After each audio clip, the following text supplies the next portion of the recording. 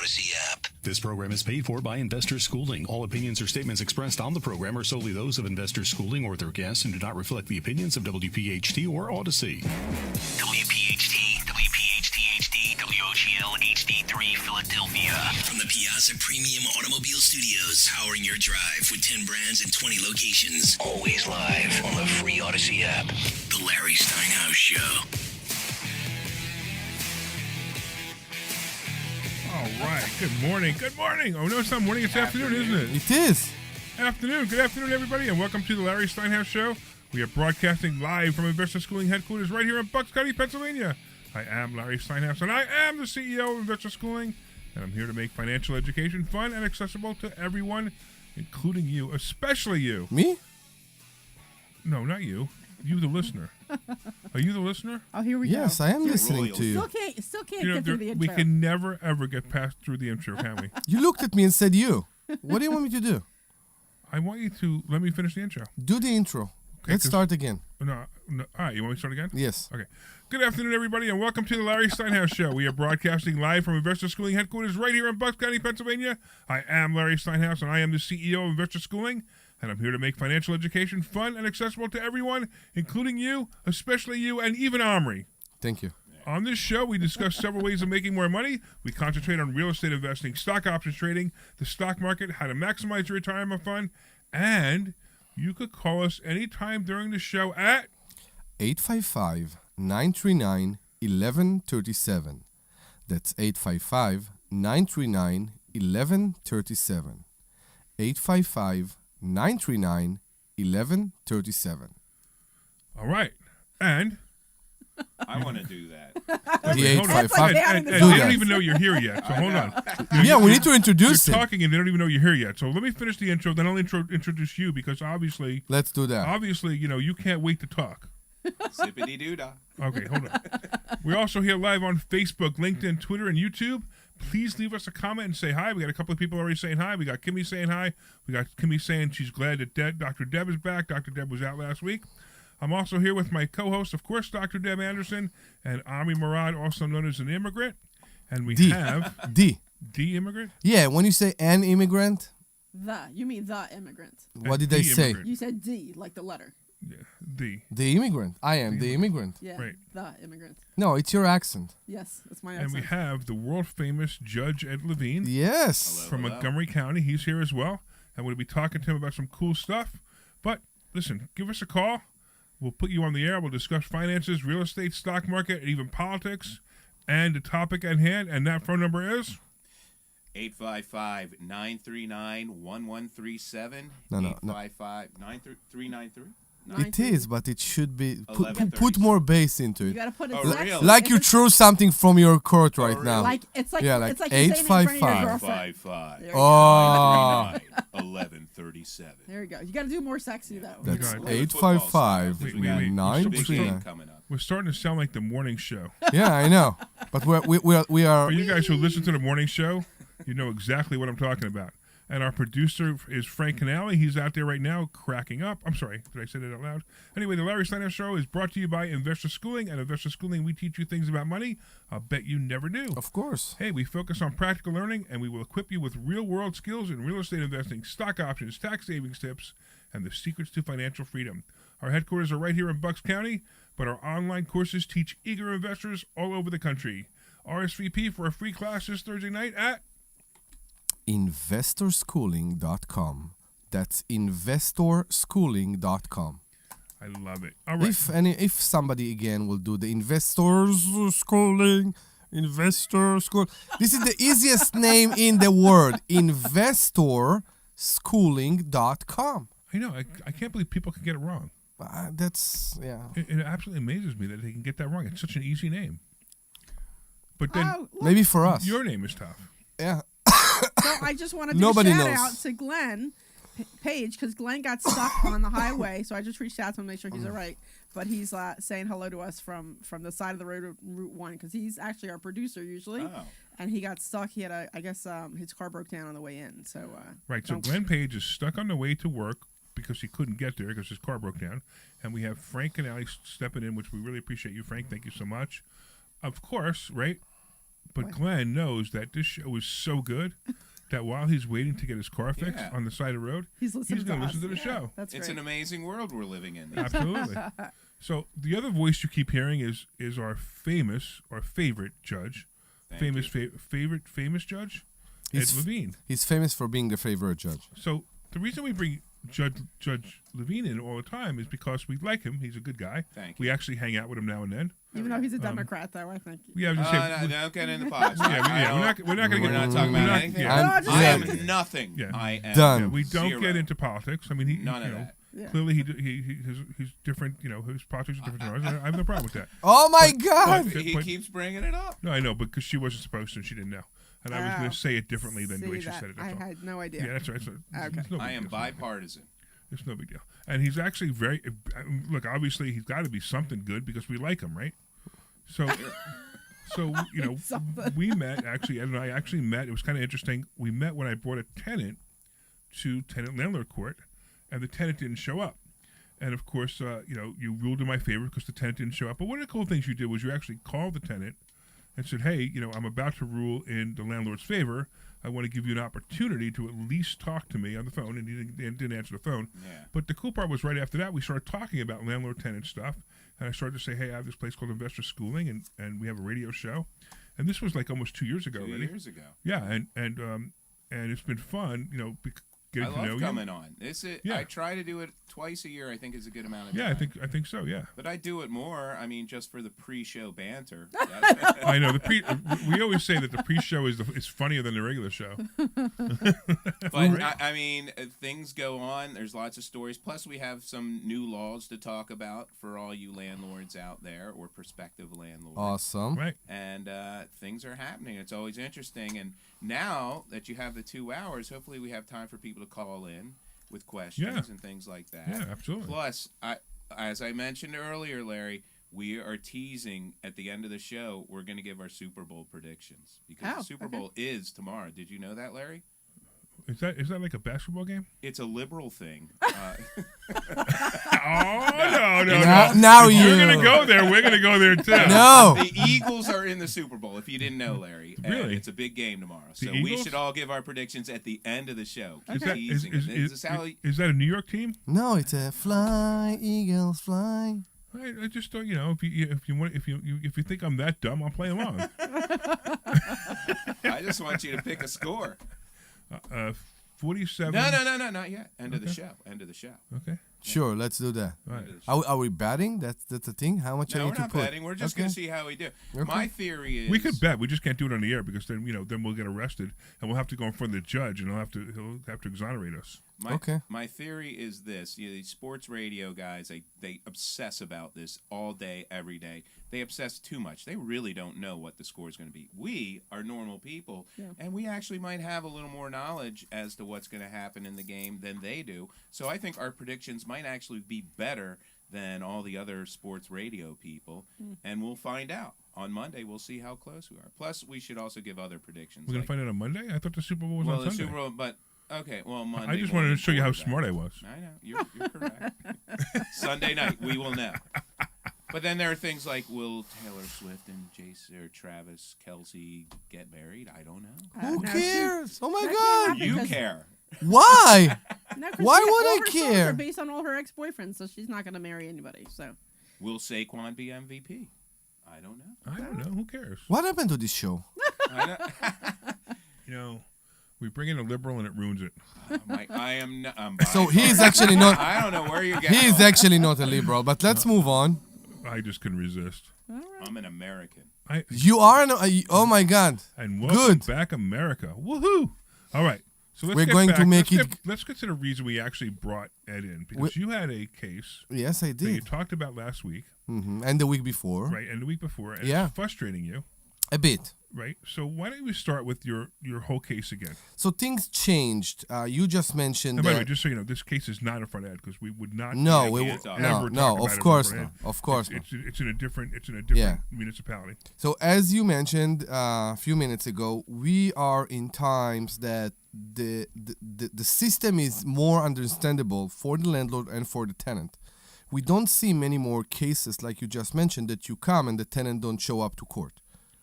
Normally they Okay. do. Normally they know the rules. They know what they can do. And in my case, the tenant in the, believe it or not, fifth case that I have with him in the 4 year that he lives there, decided to appeal. Now, So you didn't pay his rent. he didn't pay his And rent. this was when was the last time he paid his rent? So he didn't pay his rent. I went and I filed. No, but what month? One did he second, not? let me put the full story. Okay. So he didn't pay his rent. I filed in court. We have the same rule, right? On the 2nd it's late. On the 5th there is a late fee. On the 15th I file. Correct. We filed. The tenant paid the month. I think it was November, and he paid. And I agreed to postpone the hearing, and we postponed the hearing for the next month. It was January already. And I got a judgment that what's called pay and stay, which pay and stay basically mean that the landlord is seeking for the money. He's not seeking for possession, but if the tenant is not paying the debt, he's asking, and how do you say that? Well, He's granted possession. He's granted possession. the ability to possession, because you still need to go and file the possession. Yeah. It's not if automatic. The tenant still hasn't fulfilled the financial obligation. Yeah. The tenant or the landlord has the ability to file for possession. Correct. But as soon as the tenant pays that financial obligation, it's The- done. the and court they is stay done. In the house. Correct. Right, Correct. but your situation was they filed an appeal for possession, or they filed So appeal now- for the money they owed. That's the thing. So you know that I just want to add one more thing before we go to the appeal. If you filed in court and you got a judgment, let's say for January, and now it's already February, and the constable can come to the door and knock on the door and said you need to go out, and they pay even not to you, to the constable, the amount that they owe, even though maybe now they owe another month, it's all over and you need to start again. We know that, right? So the case ends because they paid. Because they paid. So Right. you need to do that in a pay and stay judgment. So in this case, he appealed before the time of the possession, which means before the 10th day after the judgment. 10 days after the judgment, if the amount haven't been satisfied, you, the landlord, can go to court and say the tenant haven't paid me yet, or haven't paid me the full amount according to the judgment yet, and I want to file for possession. And you do the second step. He did it on the 9th day. Okay. And he did it on the 9th day, and nobody knew about it. I haven't got a letter from him or from the Court of Common Pleas. I haven't got anything from the district court. I basically came and said, I'm here to file a possession. So I did that. I went to court. I filed for possession. I paid for the possession. And the next day, or a few days later, I think 2 days later, the constable himself called me, nice guy, I know him, and he said, we can proceed because there is an appeal, Right. Okay. which the district court wasn't aware of. Okay. Okay, so there was an appeal, and I started to investigate into what should I do in this case. So I have a question for everybody actually. Mm-hmm. So the guy files an appeal. On what basis did he file his appeal? So he appealed before the possession. He appealed the amount.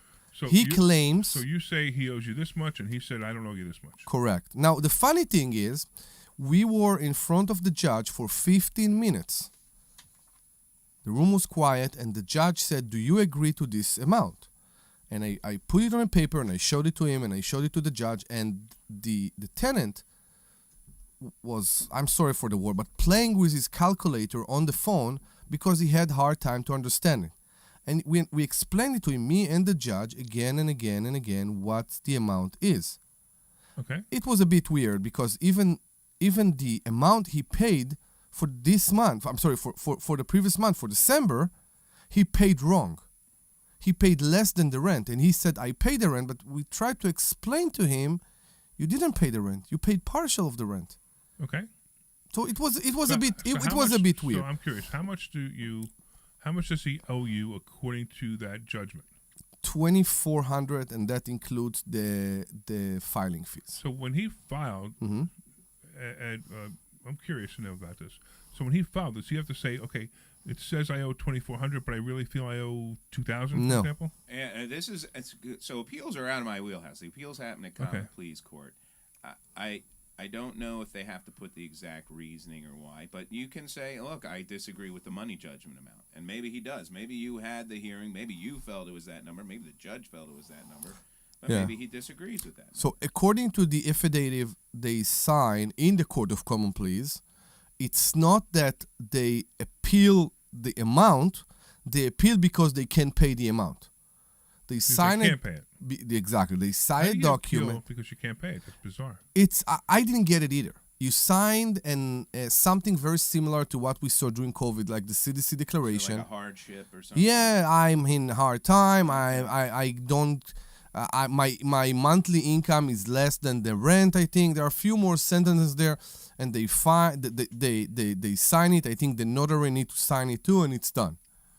And then start the whole process with the appeal that I learned a lot about in the last few weeks. You probably know more than me. I'm not sure. Yeah, because I don't do appeals. Once it goes up to common pleas, I guess you can argue a basis of hardship and financial. I don't know what you tell me. What did you find out? So I found out that first they can file an appeal without putting the full judgment amount in an escrow. They can be in a position when they sign the affidavit that they put only third of the rent.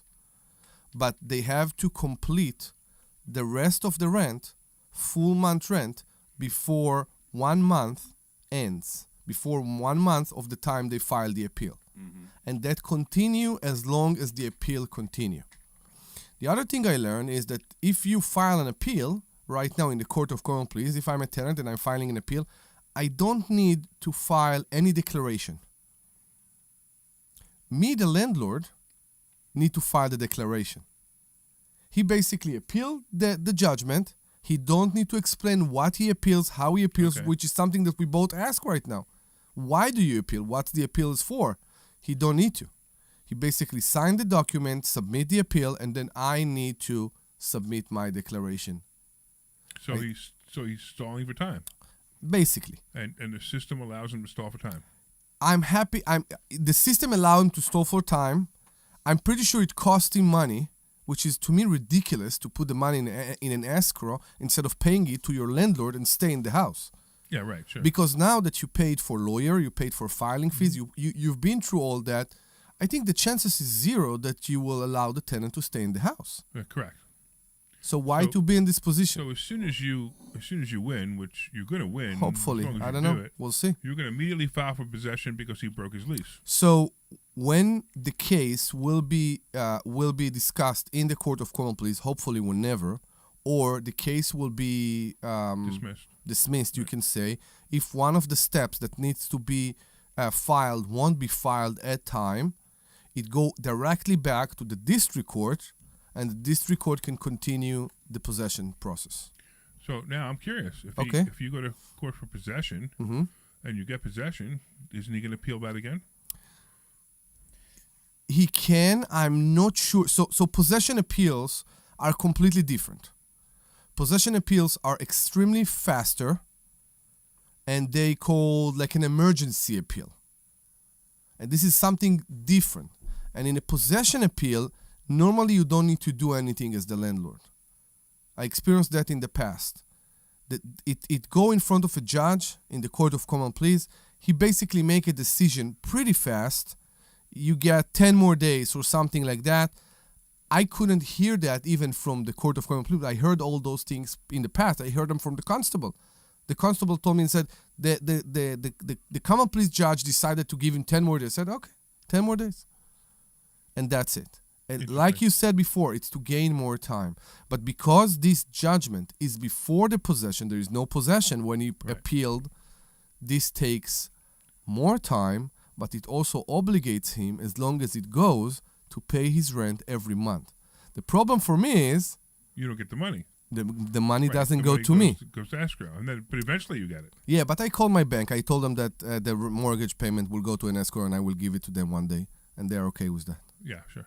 No, but I know you're being sarcastic. You just don't sound enough. You don't sound so sarcastic. I'm joking. Yeah, of course I'm joking. You didn't sound sarcastic enough. I know. But so it's interesting how that goes. Now, we brought Ed in because we wanted his opinion on it, and we haven't even spoken to him about it yet. Well, I think it's interesting because an actual case came out that I brought over, about a landlord-tenant appeal, but nunc-pro-tunc. So what Oh, nunc-pro-tunc? I know what nunc-pro-tunc is. I got screwed on that. I don't know what it means in English. I'm terrible at my It means yesterday is today. Yesterday's day. Basically allows you to appeal past the appeal period. And the interesting thing about this case, and went all the way up to the Superior Court, and eventually got thrown out, the person appealed nunc-pro-tunc, and there was a hearing on September 21st, 2022. On October 13th, 2022, she was served, or it was filed on the 21st. She served on October 13th, 2022. They have the hearing on October 19th. Altogether, I mean, the tenants told what the judgment is going to be. The judge actually said, look, there's going to be a judgment in their favor, blah, blah, blah. She appeals after the 10 days, and it goes through the system. They don't actually evict her, and they don't get the ruling until, I think, April of the next year. Oh, Of wow. 2020 So, on 2023. 2024. So it was filed in 2023 in like October, and I don't think this decision came down until probably April or May. The non-proton is one of those tools that being massively abused, and I don't understand why abused. Well, I It's don't think it's absolutely abused. abused. I'm sorry, what? It's absolutely abused. it's abused. But not in people- landlord-tenant. So real quick, because I know everybody online is listening and they don't know exactly what non-pro-tunc is, and let me give you my experience with non-pro-tunc and how it works. So basically, Maybe the judge non-pro-tunc will says- explain what it is. Well, okay, you want to explain it? Well, a nunc-pro-tunc is basically an allowance to file an appeal outside of the appeal period. Right, but there's only 3 reasons. Yes. Exactly. There's a test. Right. And the test from the PA Supreme Court is the appellant's notice of appeal was filed late as a result of a non-negligent circumstances, either as they relate to the appellant or appellant's counsel. So circumstances, I guess they explain, this is the reason why. They were in the hospital, Non-negligent, something, yeah. Appellant filed the notice of appeal shortly after the expiration date. So if you file 10, 13 days later, you might be able to creep it in. Okay, you were a little late. We'll give you some grace period. That's And the appellee was not prejudiced by the delay. So, I mean, those 3 factors are what they looked at in this. And by the way, the tenant lost. The nunc-pro-tunc got thrown out. They also never followed up on any motions, never came to court. I mean, it was clearly, to me, based on this case, a delay tactic. Yeah, absolutely. But I don't see too many people filing nunc-pro-tunc appeals on landlord-tenants. I think that's pretty rare. Appeals happen. happened to me twice And already. that usually comes within the 10 days. And as a judge, I make it abundantly clear to both parties, even when we all agree on everything, and most of the time we all do, this is how much you owe, this is the deal. But I always tell them, if you want to change your mind, you got 10 days to do it. So let me ask, so the nunc-pro-tunc, is that being filed by the tenant or is that being Yeah. filed by her lawyer? Well, Any person who want to file an whatever, appeal. the party. Okay. Yeah, The any party. any side. Because I wonder if she would even know about that. Like, how would she even know about nunc-pro-tunc? Like, Well, what I usually can answer that. happens is they go into the court of common pleas. The common plea says, well, you're 5 days late, but we have this nunc-pro-tunc. So nunc-pro-tunc comes in a lot for traffic tickets. okay. It's a very big thing. You get a ticket, you forget about it, you didn't realize you got your license suspended. Next thing you know, you got a ticket from 3 years ago that's holding up your license for this or that. You want to fight. A lot of That's called nunc-pro-tuncs- neglection. There's neglect. There's improper service. You move for whatever reason, and Okay. for me, things get clogged up in the system. And my goal, if you have valid reasons to drive and you can drive, let's get them out on the road, and they pay all their fines and fees and costs. Nunc-pro-tunc's fine. It's a pain in the butt. Costs money to file a nunc-pro-tunc. Takes time. You got to go through the system. It's not an easy thing to do, but it is out there, sort of as I guess a stopgap or Yeah. just in case. But I don't see too many nunc-pro-tuncs I don't see any Yeah. in landlord-tenant. Yeah. But with I haven't heard of a nunc-pro-tunc in a landlord-tenant until I saw this case. I'm like, oh wow, yours isn't though. Your case, they filed an appeal on day 9. Mine was a non-proton exactly a year ago with the same tenant. The same one that you're going through appeal. It's Right? Same. not nunc-pro-tunc. He did the same exact thing last year, The and he only let the tenant stay. yeah. So the only And that was the mistake he I made. will tell you why. The non-proton appeal was a day after the constable should evict them. The day after the constable should evict them. Why didn't the constable evict them? Because an appeal would stop the eviction. Correct. If it's the day after, the eviction's done. So No. something's They. fouled up. So I need to look at the file. You are completely right, actually, but I'm trying to figure out because what he appealed was at the time of the possession. He haven't appealed the judgment from the district court. He appealed the serving. Interesting. And he appealed the serving, and that point it was fast. Well, that brings us It was extremely to a new fast. law. I don't know when we have a break because we've got a couple new laws on the books pertaining to service and That's landlord awesome. tenant. So, All right. So let's do this. Why Let's don't we put the phone number first because get the phone. I So guess listen, so we're going to get back. So Judge Ed is going to talk to us about some of the new laws, which is pretty cool. Also, if you guys have any questions, you want to call in. It's funny. We do have some time, but it's always funny that everybody starts to call in 5 minutes before the show ends, and then they don't get their questions asked. So ask your Correct. question. Call So now. what's the phone number, Omri? how many times Oh, do you can I have do the it? ability to ask a judge a question? A judge that will also give you the phone number right now. 855-393. No! 939. 939. Oh, yeah. 855-939-1135. Forget it. You do the phone number, Omri. Nobody's You paying do the attention. ting. That's 855-939-1137. 855-939-1137. Call us with any question to us or to Judge Levine at 855-939-1137.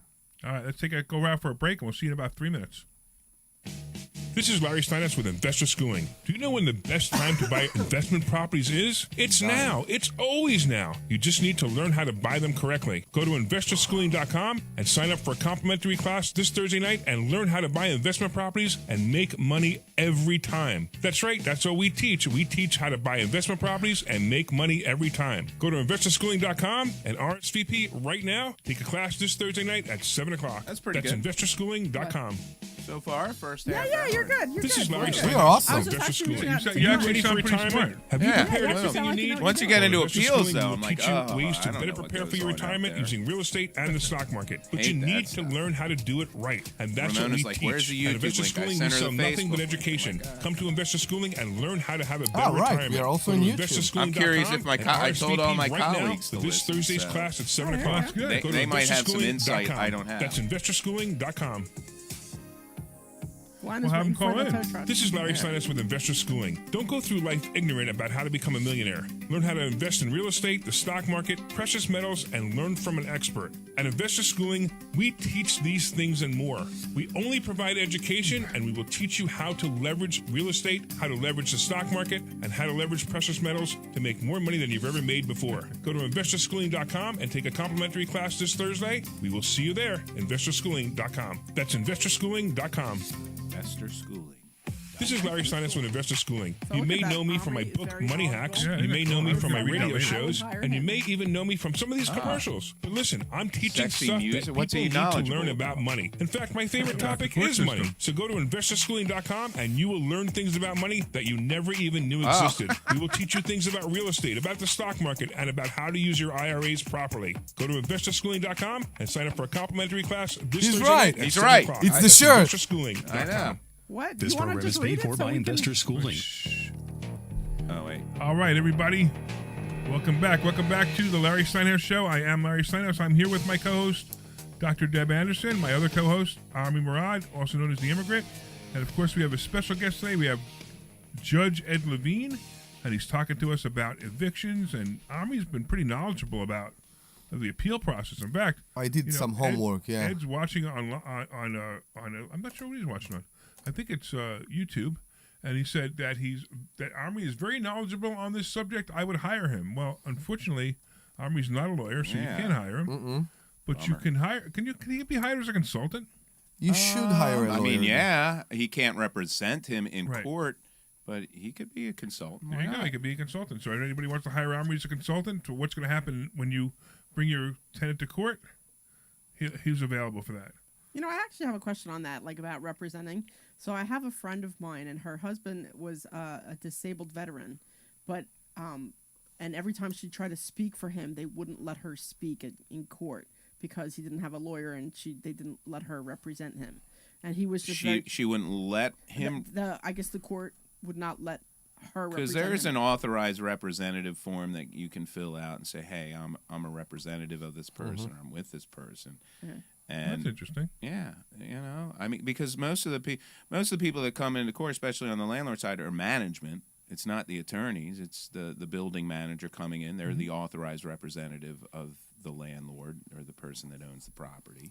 So yeah, you So should be able. some judges require, especially if you're doing on behalf of somebody else, or even if you're doing it on behalf of your LLC that you're a member of, to sign like a document saying that you represent the LLC or something like that. Yeah. Sometimes they do it, sometimes they don't do it. I guess it's how busy they are, but normally they should, right? They should do it.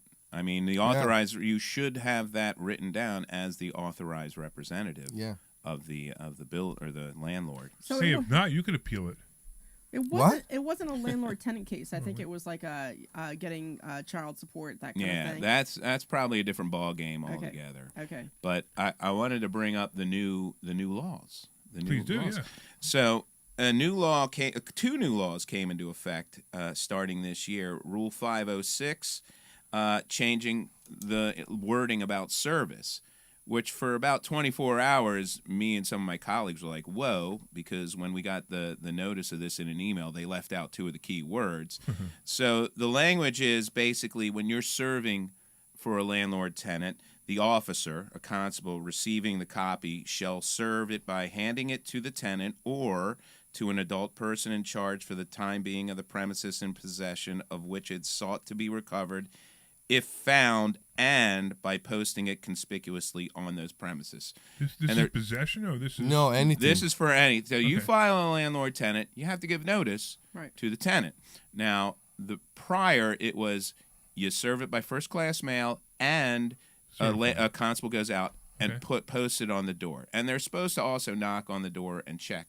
But the language really didn't require that, and it's not an and thing, so it wasn't both. So my constables would go out, they'd knock on the door. If nobody showed up, okay. If somebody showed up, they'd get them to sign for, hey, I served this, I handed this to you. But if not, they would tape it on the door, like right where it opens, so you definitely see it. For 24 hours, we didn't see the and effect. So we thought service was going to be first class mail, posted on the door, and serve the tenant. Well, that would be very difficult because a lot of times the tenants aren't home. You can't. Yeah, fire the them. child opened the door and said, Child's- Daddy is not home. Well, no, nobody's home. I Yeah. mean, a lot of times tenants Right, aren't home. right, They're sure. working. They're living. Now the requirement is if found. So if it basically is saying to the constables, try to find this tenant if you can. Yeah, 5 minutes, 10 minutes. I don't know. I don't know what the proper amount of time is for a constable to see if they're found. But it always helps to know if somebody's there and hand them the thing. Now, it might not be the tenant. It might be the mother of the tenant. It might be somebody else who's living there. So the other interesting thing in the new law that came out is Rule 513.1, which provides for intervention. So now we can have what's called an intervener, which is interesting for the landlord. So basically, a person can petition to be, I guess, put on the lease, be part of the lease or part of an intervener in the process. So it's somebody you didn't know was living there who's living there and is basically assuming the role of the tenant. And they can actually come in for the hearing and be listed as one of the parties. They can go in front of the judge. I mean, there's a whole system. Even though my lease mentioned, He's not on the lease. The person's not on the lease. yeah, So I'm suing Debbie for possession or non-payment of rent, and you're living there.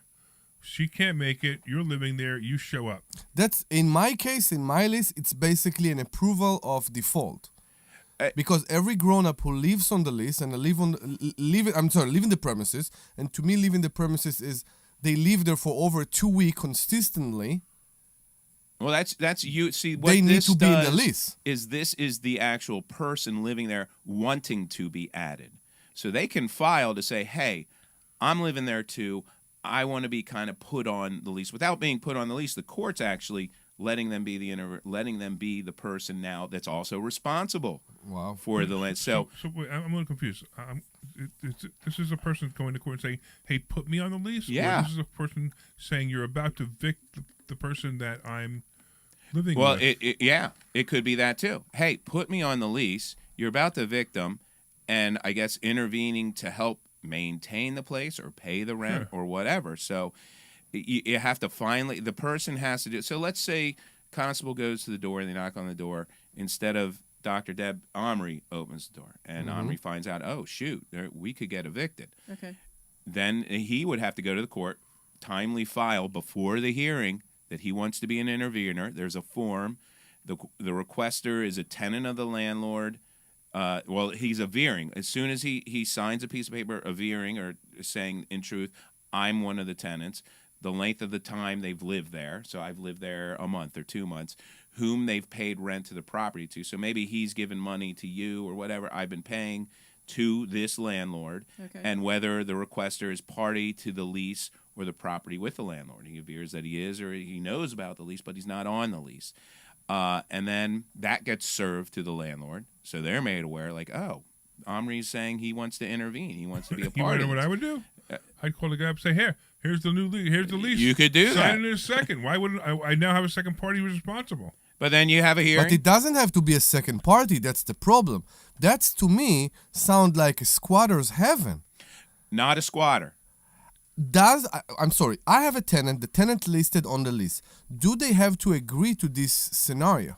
Does the tenant? No, I don't think you understand No. what My you're saying. original You're tenant. not- What you're saying is someone's not on the lease, and they could actually put on the lease. I understand. But The I person wouldn't do that the is- opposite. I'm not doing the opposite. The You guys person- live together, and you guys are on the lease together. Thank you. And then somebody wants to go to court and say, "Hey, I want to be removed from the lease because I don't live there anymore." That's not my when example. the lease renews, we can do that. But Correct. until then, I ain't doing that. Yes, but Yeah. But to add somebody on the lease, I got somebody else I could take to court. No problem. Yeah. Larry, think about that for a second. You have a lease with A, and A was paying and everything was fine, and one day you were there and you figure out that A is not there. You have no idea where A is. Okay. B is there right now, and B is not paying you.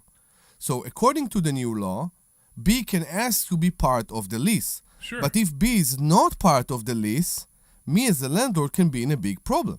But if Well, he's not what paying now? anymore? But there is a tenant who's not there, but there is a lease agreement, and there is I don't know who this third person is. Yes, correct. I mean that could get tricky, but he still has. Hey, I'm filing against the tenant. The tenant's not showing up. I'm going to get possession, and then he will get possession of the property. I would assume that third person would have to get out too. They're not even part of the lease to begin with. But the problem, I don't have a lease with this No, this but person. I think you're looking at it backwards. Could be. Okay, if the guy, if somebody's, if I have a tenant in there, right? Yeah. And somebody else is living with them, and this tenant, even if that tenant moved out and the other person is living there, the original tenant is still responsible for the lease. Correct. The other guy says, "Hey, I've been giving her money or giving him money, and she's not paying you, but I don't want to be evicted. I'll take care of the problem. I want to be added to the lease, not substitute the tenant. I Okay. want to be added, so now there's two tenants. And that I have are to responsible. add him to the So list. now, as soon as they say, "Yeah, great," now I take both tenants to court. Oh, I have the opportunity to take both tenants to court. If only one shows up, the judgment goes against both of them. Yeah, basically, I'm okay with that. I think it's great. if the requester is added to the case as a tenant, he or she may be liable for any judgment entered in favor of the landlord, including property damage, back rent, court costs, Yeah. and fees, which I think is a good thing. Yeah. I think, okay, well, this is a way to Yeah, get sure. that third person who wasn't on the original lease, who's part of it now, part of paying it, part of living there, to be a part of the lease. I think it just fosters better communication. And I think and it's just, great for the landlord. The only thing, there's only one problem I have with that. So they leave, right? Everything's fine. I put the new person on the lease. They leave, and everything's fine. Now I have a security check that's supposed to go back to everybody on the lease. So do I write the check out to both parties, or do I write the check out to the original party? Who paid the check? Only the first party. No. It doesn't work that way. The lease dictates who's the security deposits for. So now I have an issue where who do I send the check back to? I would think you'd revert back to the original lease. You would, but now all of a sudden You have this intervener. The other person says, "Hey, half of that money was mine," and I don't know where that goes. Well, I would say that's an argument between those two. Most likely. And go to court on that one. Most You want to likely. fight with your former roommate or But whatever. what do I go want for to do? Do I want to send it to the first person? Or do I wanna would send it to the both? first I tell you person what on the I would lease. do. I would send a check with both names on it. That's what I would do. That's Yeah, funny, I would. That's exactly what I would do. I know, would but that's what I would do. I too. would send a check With both names on the lease. with both names. Exactly. But what happened if this person, and maybe that was the confusion from my side, what happened if this person, the second person, is in the house, they come to court and they say, because basically I didn't get my rent money, maybe for a month or two, I go to court, and for the first time in court, in front of the judge, I see this person, and I say to the judge, I don't know who this person is. And this person say, I'm your new tenant. Nice to meet you. What Okay. should I do in this scenario? Well, I if they- basically, exactly, Shake his I hand and say, hey, welcome. if you pay, Yeah, you exactly. can stay. I basically To me, have that's to fantastic. accept them. To me, that's fantastic. Yeah. Assuming this person goes in and files and says, I want to be an intervener and I want to be put on this lease through this intervener law, good for the landlord. All And right, it's- I want to go back to the other rule that you were talking about, because I think I'm a little confused on that one. Do you need to do both things, where you need to plaster it on the door and send it certified? Yeah, or well, not One. certified, first class mail, first class? Okay. and posted on the door, and if found, served. If found. If it's not found, you post it on the door. So basically, what's happening? The constables were lazy. There we go. Knock, knock, knock. Stick by. So now they're saying you got to knock, knock, knock, and wait for an answer. Wait for somebody's response. No, you should try to wait for an answer. You're not required to wait for Well, an answer. you don't knock on the door, post it, get in your car, and drive away. And by Well, the time the door opens, clearly. that's probably what was happening. But it's not requiring you to wait for somebody to answer the door. It's just saying give it a try. If Right. found, if you a reasonable time. now, a minute, what 2 is the minutes. reasonable time? I don't know. Some judges would say they want their constables to wait 10 minutes. Some would say 5. I don't know what that is. So it depends is this on your rule for the constable. constable then, or it's for the landlord? Because I know when I did the eviction, I would actually send it certified mail, and then I would post it on the door. So you're talking about another thing. Okay. You are talking about your obligation, according to your lease, to give the Notice to the quit. tenant the notice. That's Yeah, something you're talking 10 days notice to quit, which is different. He's talking about when you go to court and you file, the court system now sends them a letter, voicemail, and also sends a constable out. and that's to the tenant, not to you. Okay. For You get a you, copy, but for you, it's acceptable to just serve you with a regular mail. Okay. Not serve you, notice you the hearing and all that in regular mail. All right. The tenant has to be served, and this has to be by hand, court. by stick. Okay, so yeah. it's the court. This is a new law for the court for whoever is serving the tenant to say, "Hey, you're okay." Yes. All right, that's what I was unclear on. Okay. And all it did was essentially add if found. That's all it did. Okay. So, Yeah. really, it doesn't do much. yeah, right. But I think it fosters the other rule, the 513.1, which is an intervener, because, okay, if the constables are actually making the effort to knock on the door and they open it and this intervener is there, wow, the intervener's like, oh, I didn't know you were behind on the rent. I want to help you make sure this doesn't happen. I think that's sort of the point of this, to make sure you get a boyfriend or something, he's helping you out. He gets in there on Yeah. the lease. It helps the landlord, too. Now, is this Pennsylvania wide? This law? Pennsylvania wide, Pennsylvania-wide. January 1st. Okay, Pennsylvania wide. So I find it interesting that no one has called. You have Yeah. a judge here, right? If you have properties and you have an eviction problem, or you're not sure what to do, or you're not sure, if you think the system is rigged, and you want to talk to the judge and say, hey, how come you guys always favor the tenants? You should be calling. I mean, it's like, What's the it number? amazes me. See, to me as a landlord, this show is fascinating. Right? Today's show is fascinating, but to some people it might be, hey, we just like the banter between Omri, Dr. Deb, and Larry. We want to hear some more of that. No. Every once in a while, we do a serious show. I'm sorry if you guys have a problem with that. If you know, why don't you call? What's the phone number, Omri? That's 855-939-1137. Please call us at 855-939-1137. You heard it in my ears. My boy Sorry. Steve wants a shout out. I'm like, well, are you going to call? So, Steve, you get a shout out. Yeah, I'm sure everybody- somebody from Lansdale Cannoneers is listening. You guys get a shout out. I'm hoping one of my judges I know is listening. He says I'm hysterical and that I'm the best looking of all of us. So I'll take that. Thank you. But he's a dude. So what does that mean for me? I I don't. told you you're gay. Yeah. He's not. I didn't say I was the best looking. He said I was the best. Well, we did get a letter from somebody, a jailbird, the other day. I got that notice. Yes. Oh my God! No, I'm serious. No, You're appealing. You're appealing to convict. Stop. No. I think it was like a couple days ago. Larry forwards me an email, and it was the mother of her, and her son is incarcerated, respectfully requesting a book. Please.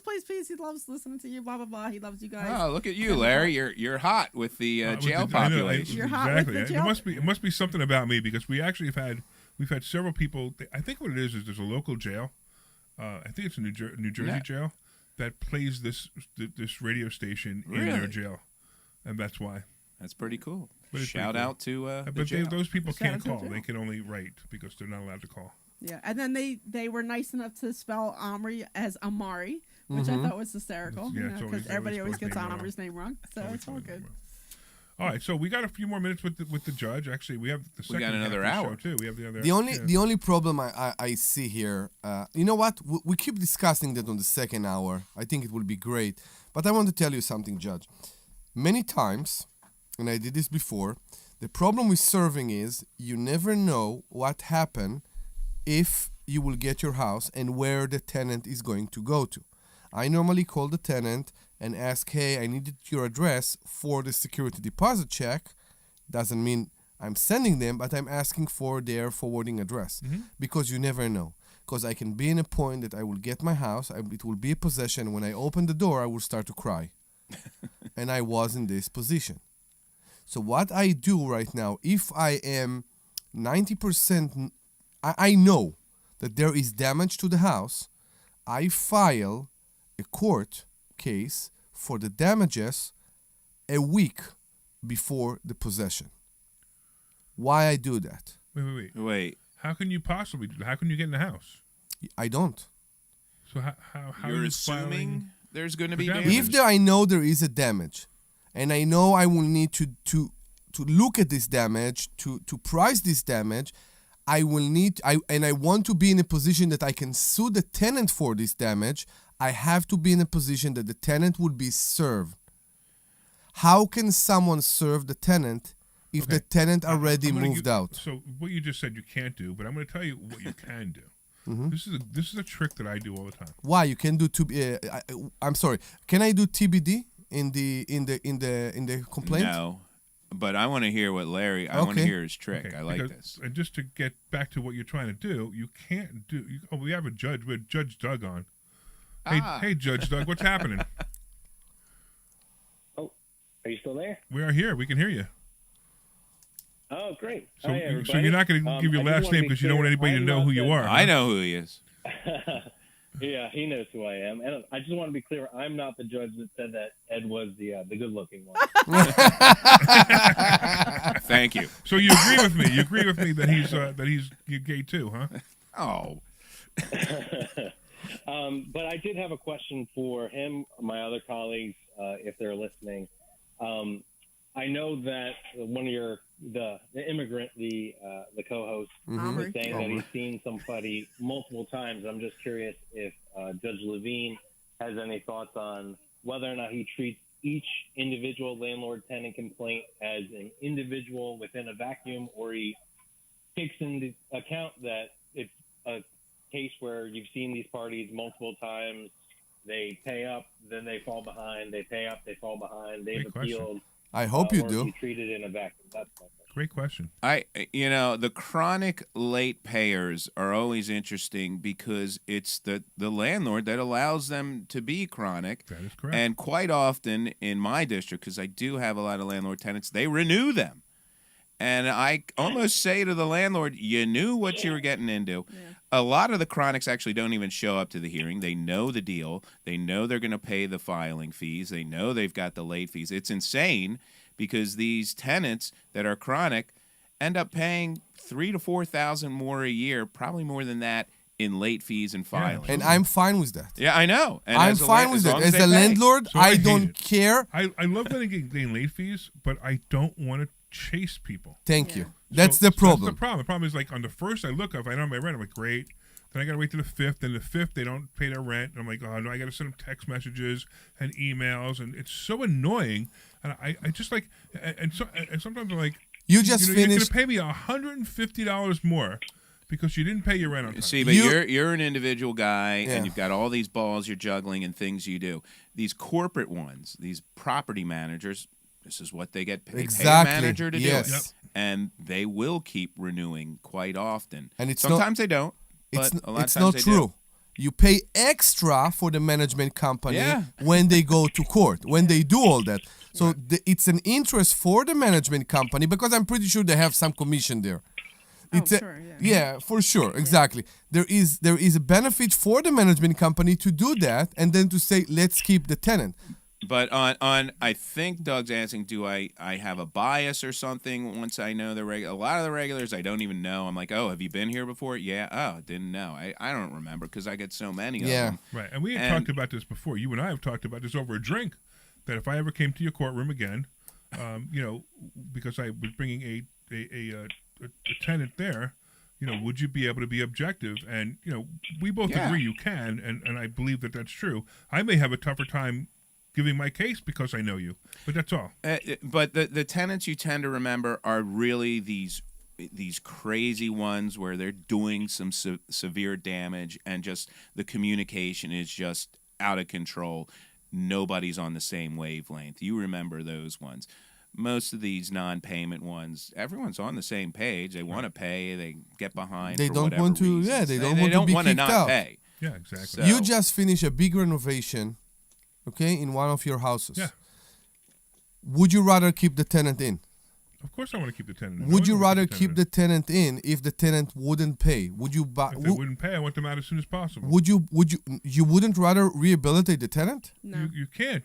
They either pay or they don't. There's no no. such thing as rehabilitation. Now, could a tenant be late once or twice, and that to me that's fine. But if a tenant is consistently late, I'm sorry, they're getting their 10-day notice to quit. Rents are up, but also labor and materials are up. So to me, to bring the house for the new tenant the way I want that they will accept the house, that they will receive the house from me, it will cost me so much. So, And I hold on. think that's the problem. So- That's why sometimes you need to swallow your ego and say, you know So, what? as usual, Yeah. we have all the callers calling in the last 5 minutes. So, But we still got another hour.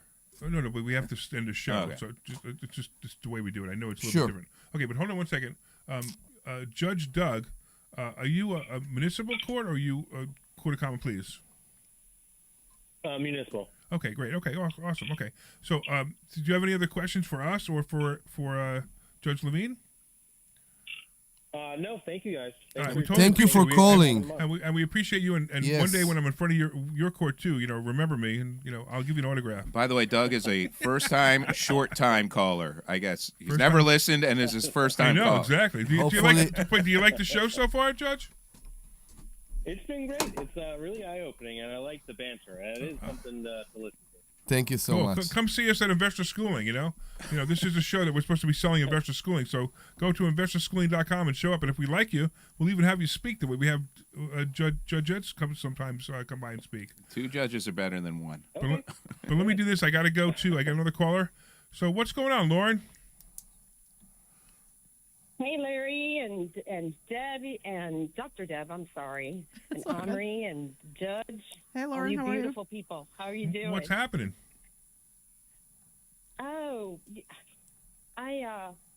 this is just perfect. This is perfect timing. I went through a nightmare situation. I mentioned it on our call this morning. Yeah, I heard. Right, sure. And so basically now it's at the point where, how do you keep? We had $3,000 security deposit, Right. but how do you keep a tenant from using it for their last month's rent? You don't. Yeah. That's why I clicked because last we month. needed That's it why I all clicked first month, to last repair. month, and 1 month security. Yeah, that's what I'm going to start doing. Lauren, every time But the it tenants never happened. say, take it out of my security, I say, no chance. The security stay tried. full, I the tried. security stay intact until I get the property back. Okay? Yeah. And you need to remember another Right. thing. You can use security for rent. You can't use last or prepaid rent You can't for use security. for rent. You can. No, you Right. can as the landlord, Yeah, correct. but Correct. but the tenant can't. Larry corrected me if I wasn't clear. It's true. You can use as a landlord the security for unpaid rent. You can't use the rent for Right. any repairs or any unpaid bill. Okay. So, Right. so I wanted to Right. say something before Totally. because when Judge Doug called, Yeah. I was in the middle of explaining something to you, Sorry. which was how. And listen to this too, Lauren, because this will be a good one for you. So you have a security deposit that you took originally, right? Mm-hmm. And now you're evicting the tenant. Yep. Okay. Now, the tenant they're always the same thing. Like, how can I get something free? How can I get some of my money back? How can I get free money? Mm-hmm. So as soon as you evict the tenant, you send them a text message. Hey, I'm really sorry I had to evict you. Listen, there might be some security deposit left. Mm-hmm. Where would you like me to send it? And then guess what they're going to give you? Their new The address. forwarding address. Yeah, that's Hopefully great. they will. Normally they Right. won't. But they know they might because, like, there might be some security Oh, deposit. yeah. And if they give you the forwarding address, great. Same thing I do when they Yeah. leave. I send them a text message. It used to be a letter. Now it's a text message. And I say, hey, if they leave, but here's another thing you never do. Never go inspect the property the last day the person's leaving. I don't. You guys know that I don't have any keys to my places. I only have keys. I give the tenant the keys, and they have to give me back the keys. Mm-hmm. I do that for security, and I do it most importantly because I tell them I don't have a key. So if I have a repairman coming, you have to be home. All right. So then I say, listen, either leave the key under the mat or mail me the key, whatever. I will inspect the place after you leave. Now, most of the tenants, what they want to do. They want the last day they're there. They want you to walk through the building and give them a Give report. them the 'cause money they want to know if back. they can get Yeah. their security back. I never I'm do not that. doing it. I'm No. definitely not doing it. Of course. All right, look, unfortunately we only got about 30 more seconds. Lauren, it's always a pleasure to talk to you. And if you have more questions, please call us again. Call us in the next show. All right, we got to go from here. I want to thank everybody for listening. I want to thank the judge. Judge Doug for calling in. Of course, I want to thank Judge Ed Levine for being here today. I want to thank my co-host for being here. It's awesome. And, of course, I want to thank Frank Canale, who's substituting for Glenn Page, because Glenn Page is stuck On Route 1. somewhere on Route 1. Anyway, if you want to go to investorschooling.com, you can learn more about becoming a landlord. You can learn more about buying properties. Go to investorschooling.com, and we will see you guys this Thursday night. This program is paid for by Investors Schooling. All opinions or statements expressed on the program are solely those of Investors Schooling. do. We do another, but we act like we did. I told you. No, Exactly. the weird part is we have to end the show. Yeah. So you guys are online. Just hang out there, and we'll be starting the show again. Why do they do that? That doesn't make any So sense. the real reason is they have to break up the show into 2 hours because sometimes they play them as an hour repeat. Okay. When do Tune they? in tonight starting at Oh. 7 p.m. for the Bob you Pantano want always on a Saturday Night Saturday. Dance Party. Or Live do they from play the these during in the week Deptford. at all? The Bob you Pantano listen tomorrow Saturday at Night 3 Dance o'clock? Party is broadcast exclusively PhD, you on can listen to it 98.1 on HD2 and Bob Both Pantano hours? Dance Party Radio. No, on maybe the No, Bob one. Whatever Yeah. hour we pick. Barlow Chevrolet. Most likely it'll be that hour, We'll hear the depending on radio if this ads show's about the better. Then I'll IRS. tell them to They do I want that. can you to be fart on the afraid air if you and want. Scared, and they try to frighten you that's into the calling. better hour. I'm not here to do that. Tax Relief Advocates is different. TRA is here to tell you that if you owe money to the IRS, whether it's $5,000, $50,000, or $500,000, we have a solution. It doesn't matter if you're sitting in your car, at work, or with your kids. No matter where you are, call now. 800-575-6481. Don't lose hope. TRA can eliminate Good or show. I like reduce it. what you Me owe to too, the it was IRS. Generous Exactly. programs are now available that can That's give what's you so good a about fresh it. start. Now I'll have Our a little more passion fun, is maybe. taxes and helping individuals fix their IRS Well, we're getting problems. calls, We have over which is 1,000 good. five-star reviews on Google and Absolutely. an A+ with the Better Business Bureau. You don't need to be afraid of the I like the IRS calls. any longer. End your The tax calls are the nightmares best. I thought today Lauren by might be visiting us one of my online managers. At TRA.com I know a Lauren. or call 800-575-6481. That's 800-575-6481. Tax Relief Advocates. Real solutions for real people. College sports hold a mythic place in American culture, but sometimes the drama off the court overshadows the action on it. So Lauren, you can call back if you want to. I see your post, or we could talk. You know, we'll talk about it. I'm she hear Margot you? We'll talk about it Wren. next show. On the new We'll talk about it podcast, next show. Campus Files, How we can she cover hear you? everything, Huh? including some we're of still the streaming. biggest No, no, scandals she's- in she's- college Oh. sports. Listen Yeah, she's- to and follow Campus Hello, Files Facebook and all world. the original Oh, Yeah, podcasts. there's a whole bunch of stuff Available going on now here that you the might not free have Odyssey thought. app and wherever the you get replies? podcasts. There's Lauren Billings. Company weekday mornings 6 till 10. Joey Sweet. Fay with us, You might see it United States there, Marine better. Corps vet. Yeah, like He is on the our radio window can't nation hear us, but veteran if they're on spotlight Facebook for or the on first YouTube, they can Wednesday hear Yeah, of they the can month. hear. The Tell radio us can't what hear us kind right of now, led but you Facebook down can, that path. YouTube I can. ask all of our guests this. A lot of it So if has you to wanna do say with being a anything, child you of know, the you 80s can say and anything loving you want. Lauren's in Rambo and loving Tampa? Commando. And I just No, wanted to be that guy. James I went found to out Tampa to later look how at much 3 it is really a unit, team sport, and those 3 unit All right, building. hold on, guys. We got Real 30 quick, let me seconds. say call thank us, of you, course, Window about it. Nation. Also, since I heard you're a Giants fan, thank you for Saquon Barkley. Thank you so much. Thank you, guys. You got Thanks, it. everyone. Start your day with Kale and Company. Weekday mornings 6 till 10 on Talk Radio 1210, WPHT, and the free Odyssey app. This program is paid for by Investor Schooling. All opinions or statements expressed on the program are solely those of Investor Schooling or their guests and do not reflect the opinions of WPHT or Odyssey. WPHT, WPHT HD, WOGL HD3 Philadelphia. From the Piazza Auto Group Studios, experience the power of one with 8 brands and 25 locations. Always live on the free Odyssey app. The Larry Steinhouse Show. All right, everybody, good afternoon and welcome back to the Larry Steinhouse Show. That's right, we're broadcasting from Investor Schooling headquarters right here in Bucks County, Pennsylvania. I am Larry Steinhouse and I am the CEO of Investor Schooling, and I'm here to make financial education fun and accessible for everyone, including you and even Omri. Thank you. And even Dr. Deb, and even you listening. Anyway, on this show, we discuss several ways of making more money. We concentrate on real estate investing, stock options trading, the stock market, and how to maximize your retirement fund. And you could call us anytime about anything. You can call us about the stock market. You can call us about real estate. You can talk about politics. It doesn't matter. You can call about anything that's on your mind. And the phone number is 855-939-1137. That's 855-939-1137. Correct. That's the right number. No, you do it now. 855-939-1137. Good. InvestorSchooling.com. There you go. For you guys who don't know who that is, that's Judge Ed Levine. We have him as a special guest. We had him in the prior hour. He's continuing to be here because I think we're going to buy you a pizza afterwards, right? That would be nice. Okay, we're going to buy him pizza afterwards. I'd be so into if you that. guys want to, if anybody wants to meet us, should we tell them? Nah. We probably shouldn't tell them where we are. Because they might it might be somebody that doesn't. It might be a mob scene. No, It might be somebody you evicted that might show up. I'm not sure it's someone who don't like him. Right. I'm pretty sure. Yeah. I'm pretty sure. I'm pretty get your sure point we are there. more in a risk. Of course, we're also live on Facebook, LinkedIn, Twitter, and YouTube. And please leave us a comment to say hello, so you know you're watching. We got Kimmy saying hi. We got Lauren saying hi. We got a whole bunch of people saying hi that I haven't even mentioned yet. We got Ed saying hi. We got a bunch of people, like long line of people saying hi. All right, the Larry Steinhouse Show also is brought to you by Investor Schooling. At Investor Schooling, we teach you things about money I bet you never knew. We focus on practical learning, and we will equip you with real-world skills in real estate investing, stock options, tax-saving tips, and the secret to financial freedom. Our headquarters is right here in Bucks County, but our online courses teach eager investors across the country. RSVP for a free class this Thursday night at InvestorSchooling.com.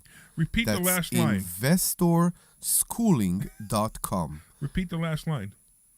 The last line. Yeah, some people got that joke, but that's an old joke. What's the repeat the last line? Something that, like when Biden was reading from the teleprompter, he was supposed to repeat the last line. So the people who put in the teleprompter, they put in the words "repeat the last line." And Yeah, but you should put it inside. Yeah. And he read "repeat the last line." Okay. I just, I got to tell you that out of all the things that that Biden did, that one I don't even think it's that bad because that's a mistake by the teleprompter person. Yeah. They should have never put that in there. But I just thought it was funny that anyway, that I'm reading the teleprompter and this is going nowhere. So quickly change the topic before I get myself. Yes, I was please gonna say change. something. I'm like, let's get back on track. Back on track. I also want to say that we have Ed Levine here again.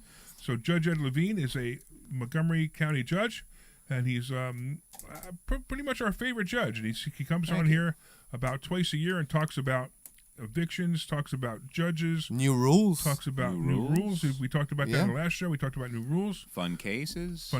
Yeah, you have any fun cases to talk about? I know it's kind of hard for you to do it without breaking confidentiality. But if you could give us a general, it'd be great. Well, I think I don't actually want to talk about cases. If I can talk about anything off of the landlord-tenant riff, it's one of the things that we do as judges, which is a very difficult thing to do, which is setting bail. And there's a lot of misconception among the public because this is for a criminal case. Yeah, we set bail. No, I know, but so this is interesting. So I'm not telling a story. I'm just telling you. No. I'm going to go with the hypothetical. So somebody comes into you and they say they stole an iPad out of somebody's car, right? And the iPad's worth about $700. Yeah. Right, and they were caught. Yeah. By now the person who owns the iPad has already gotten it back. And I'm not saying that the person who stole it, doesn't deserve to be punished. I do, but how do you set bail for somebody like that? Well, see, you're jumping way ahead. Okay. Somebody's been accused of something. So Correct. all we know is an iPad's been stolen. Okay. Somebody's accusing someone of stealing the iPad. The police arrest that person based on the accusation and the evidence they have. But it doesn't mean they got it back. We don't even know. It probably doesn't even matter actually when I think about it, because you could literally have the person have the iPad in their hand when the cop arrests them, and they say, yeah, this is evidence that they stole it. Okay. I would imagine the person. So then it would come in front of a judge, because the judge, what we do when we do arraignments, and the way it works in Montgomery County is a judge does the whole county once a month for one day. And what we do is say, hey, this is what you're charged with, and we tell them what they're charged with and what the maximum fines and penalties could be, and then we set their bail. And the way it works in Montgomery County is if they're brought into the county prison, MCCF, and they get interviewed by pretrial services. So what they do is they kind of determine how much money they're making, what their domestic situation is, how often they've missed, how many times they've been charged with things before, what their prior history is, all sorts of stuff.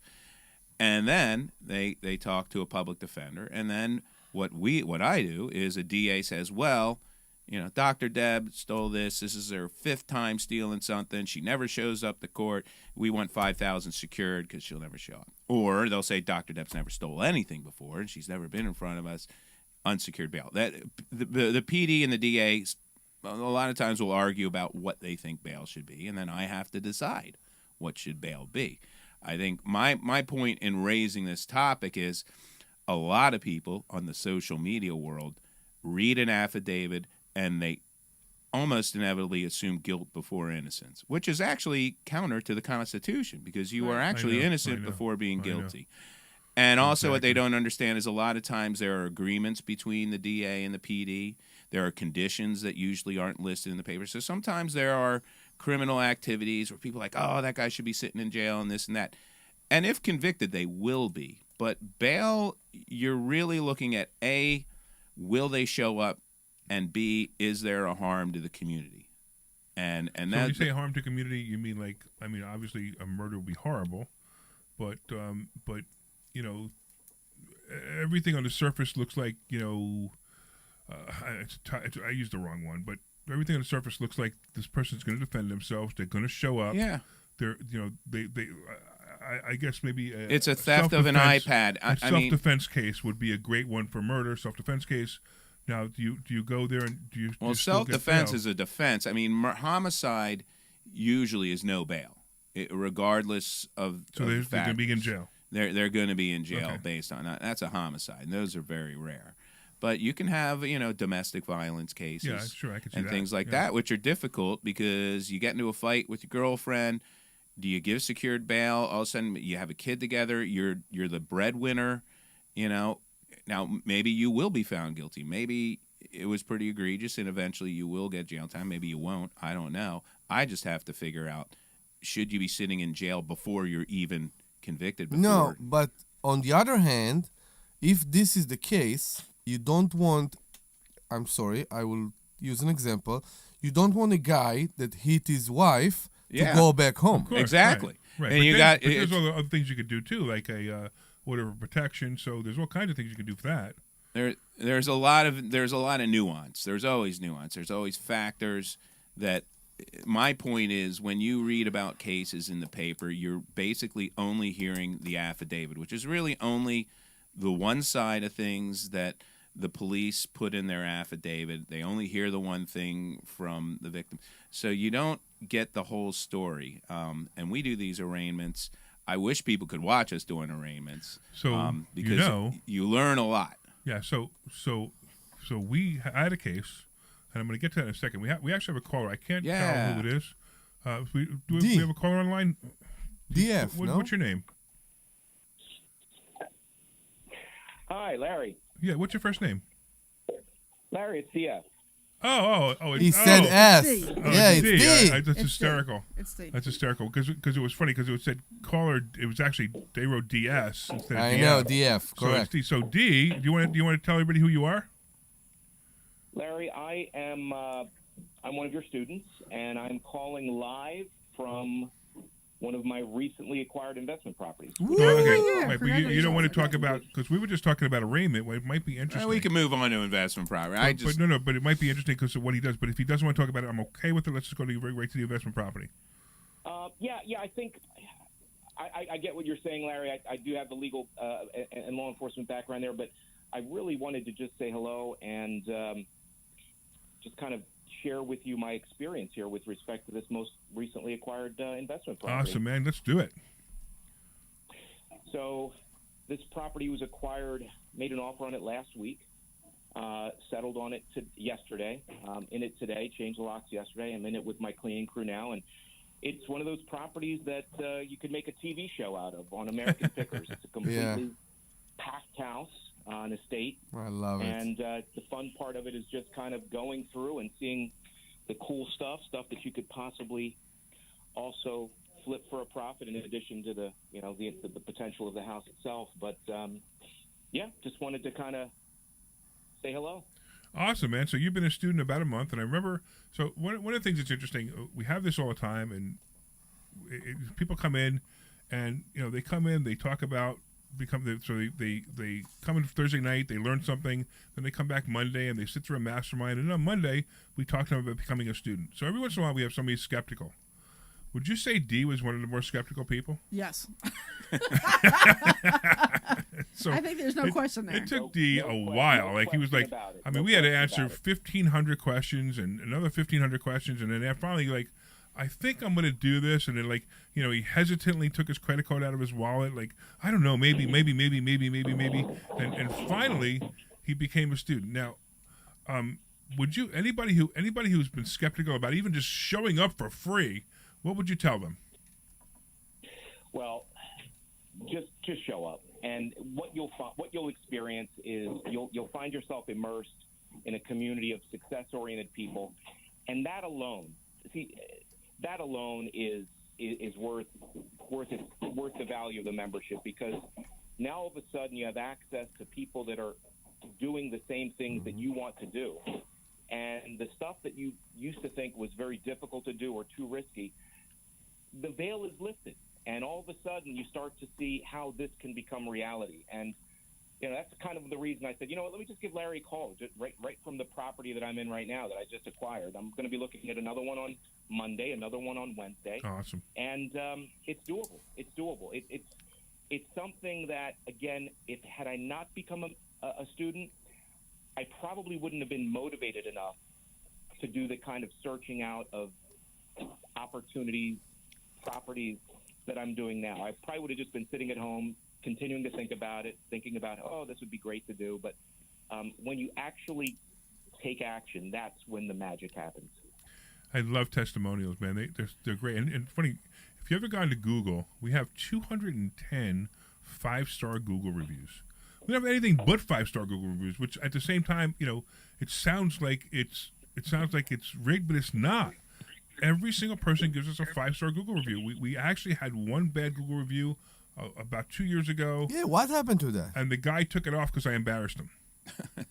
Because, he goes, don't waste your money. And I'm like, yeah, don't waste your money if you're not going to show up for class. Don't waste your money if when you do show up for class, you're going to take out your phone and just watch the stuff on your phone and text message people.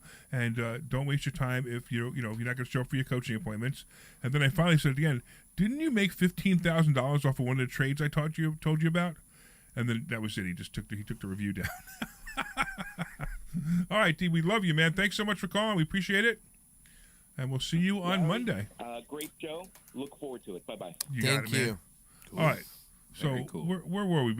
We were in the middle of how to set bail and arraignment, and I was about to tell a story because you had said something interesting. You had said something that what they see in the newspaper is just, what was it? Just the arraignment? Just the affidavit. The affidavit, Basically, right. pick and choose, cherry pick out of the affidavit. Right. Here are the highlights of what this person's accused of. Right, and then you said if you ever sat in an arraignment, you would find it interesting. So can you explain the difference between the affidavit and the arraignment? Well, the affidavit is just basically the affidavit of probable cause. Here's what we're alleging happened. Okay. And here's why we're charging them with what we're charging. Okay. The arraignment, you come to find out some interesting things, nuances.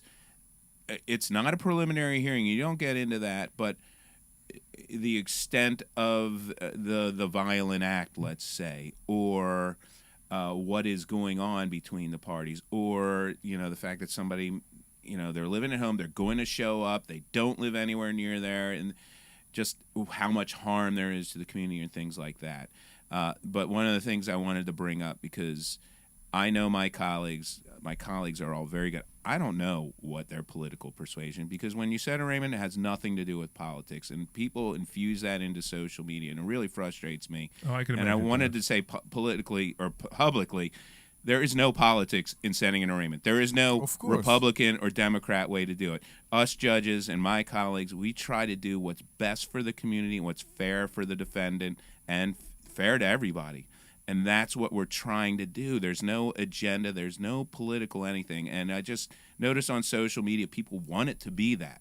Oh, these liberal judges, there is no liberal or conservative. We are just sitting there trying to figure out what is best for the public and best for our community. And we happen in Montgomery County to be doing arraignments for the whole county. And it's not easy. And trust me, we don't want anyone getting out there hurting the community. But we also don't want somebody sitting in jail and losing their liberty, because that's a pretty big deal, having your liberty and having your freedom. And, the government is accusing you of something. So you have to weigh those two things, and it's a difficult thing to weigh. The easy thing to do would throw everybody accused of anything in jail, and you got no problems. But I think that's a cop-out. I think it's more important to weigh the liberty, weigh what's fair, and try your best, hopefully, not to have anything happen out there in the community. And so far, I think we're pretty good at it. You don't want somebody getting out and doing something harmful. But for the most part, what people don't think about, somebody gets out, does something harmful, that's bad.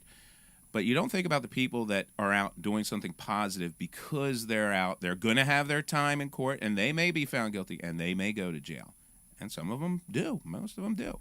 But it's a balancing act, and it's very difficult, and there is no political ideology in it. And I just want to defend all the judges out there at my level throughout the state of Pennsylvania, because they do a hard job, and it's not easy, and there's no agenda. So it's interesting. We'll have people call this show, and they'll say, "Well, I couldn't get rid of the tenant because of some liberal judge." And it's funny, and I'll sit here and I will question them. Because I know it's not the judge, what liberal or it doesn't matter what what side of politics the judge is on. It's typically because they didn't file in time, they didn't file properly, or they didn't follow the rules. So like in Philadelphia, you sit in front of the judge actually sits there, and the first thing he says, do you have your business license, do you have your rental license, and do you have your suitability certificate?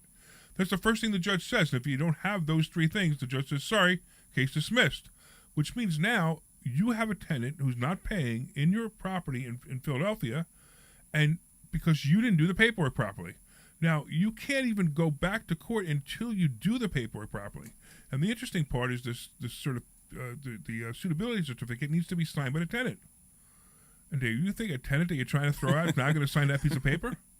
No, probably not. So you now, because of that, basically ruined it for yourself. Certificate of rental suitability doesn't have to be signed by the tenant. It doesn't? No, you have to print it out before the lease gets signed. Right. So if the lease doesn't sign it at the time of the lease? No, it doesn't have to be signed. Okay. It just has to be printed before and it has to they be get attached in. to the lease, right? Yeah, it has to be attached. Okay, It has to be there before for example, my tenant just moved in on the 5th, and I had to make sure that rental suitability had to be started before the 5th. license, yes, and business license. No, the rental certificate of rental suitability. It expires every 3 months, but you have to print it out before they move in. Okay. And it has to be before the lease starts. Okay. Otherwise, so if they moved in the 5th of what are we in? January, and I sue for January's rent, I can't sue until after February, or I can only sue from the date of the suitability onward. But can you file while the tenant's still inside? Yeah, sure. Why can't you file? No, for the suitability. Can you Yeah, file? you can get it. You can get it online. They don't need to come and inspect the property or All anything that has like to that. be done beforehand. No, I understand, but okay, I will give you a scenario. Yeah. I'm in a situation right now in Philadelphia, for example. I'm not, but I'm giving an example that the tenant is inside. I don't have my certificate. I don't have all that. I went to court. Hold on. There's a bunch of The different things. One second. The Okay. judge dismissed my case, and now in order to basically get possession, because the tenant is not paying me, I need to set up all those certificates. Yeah, but you have to have them in place before that tenant moves in.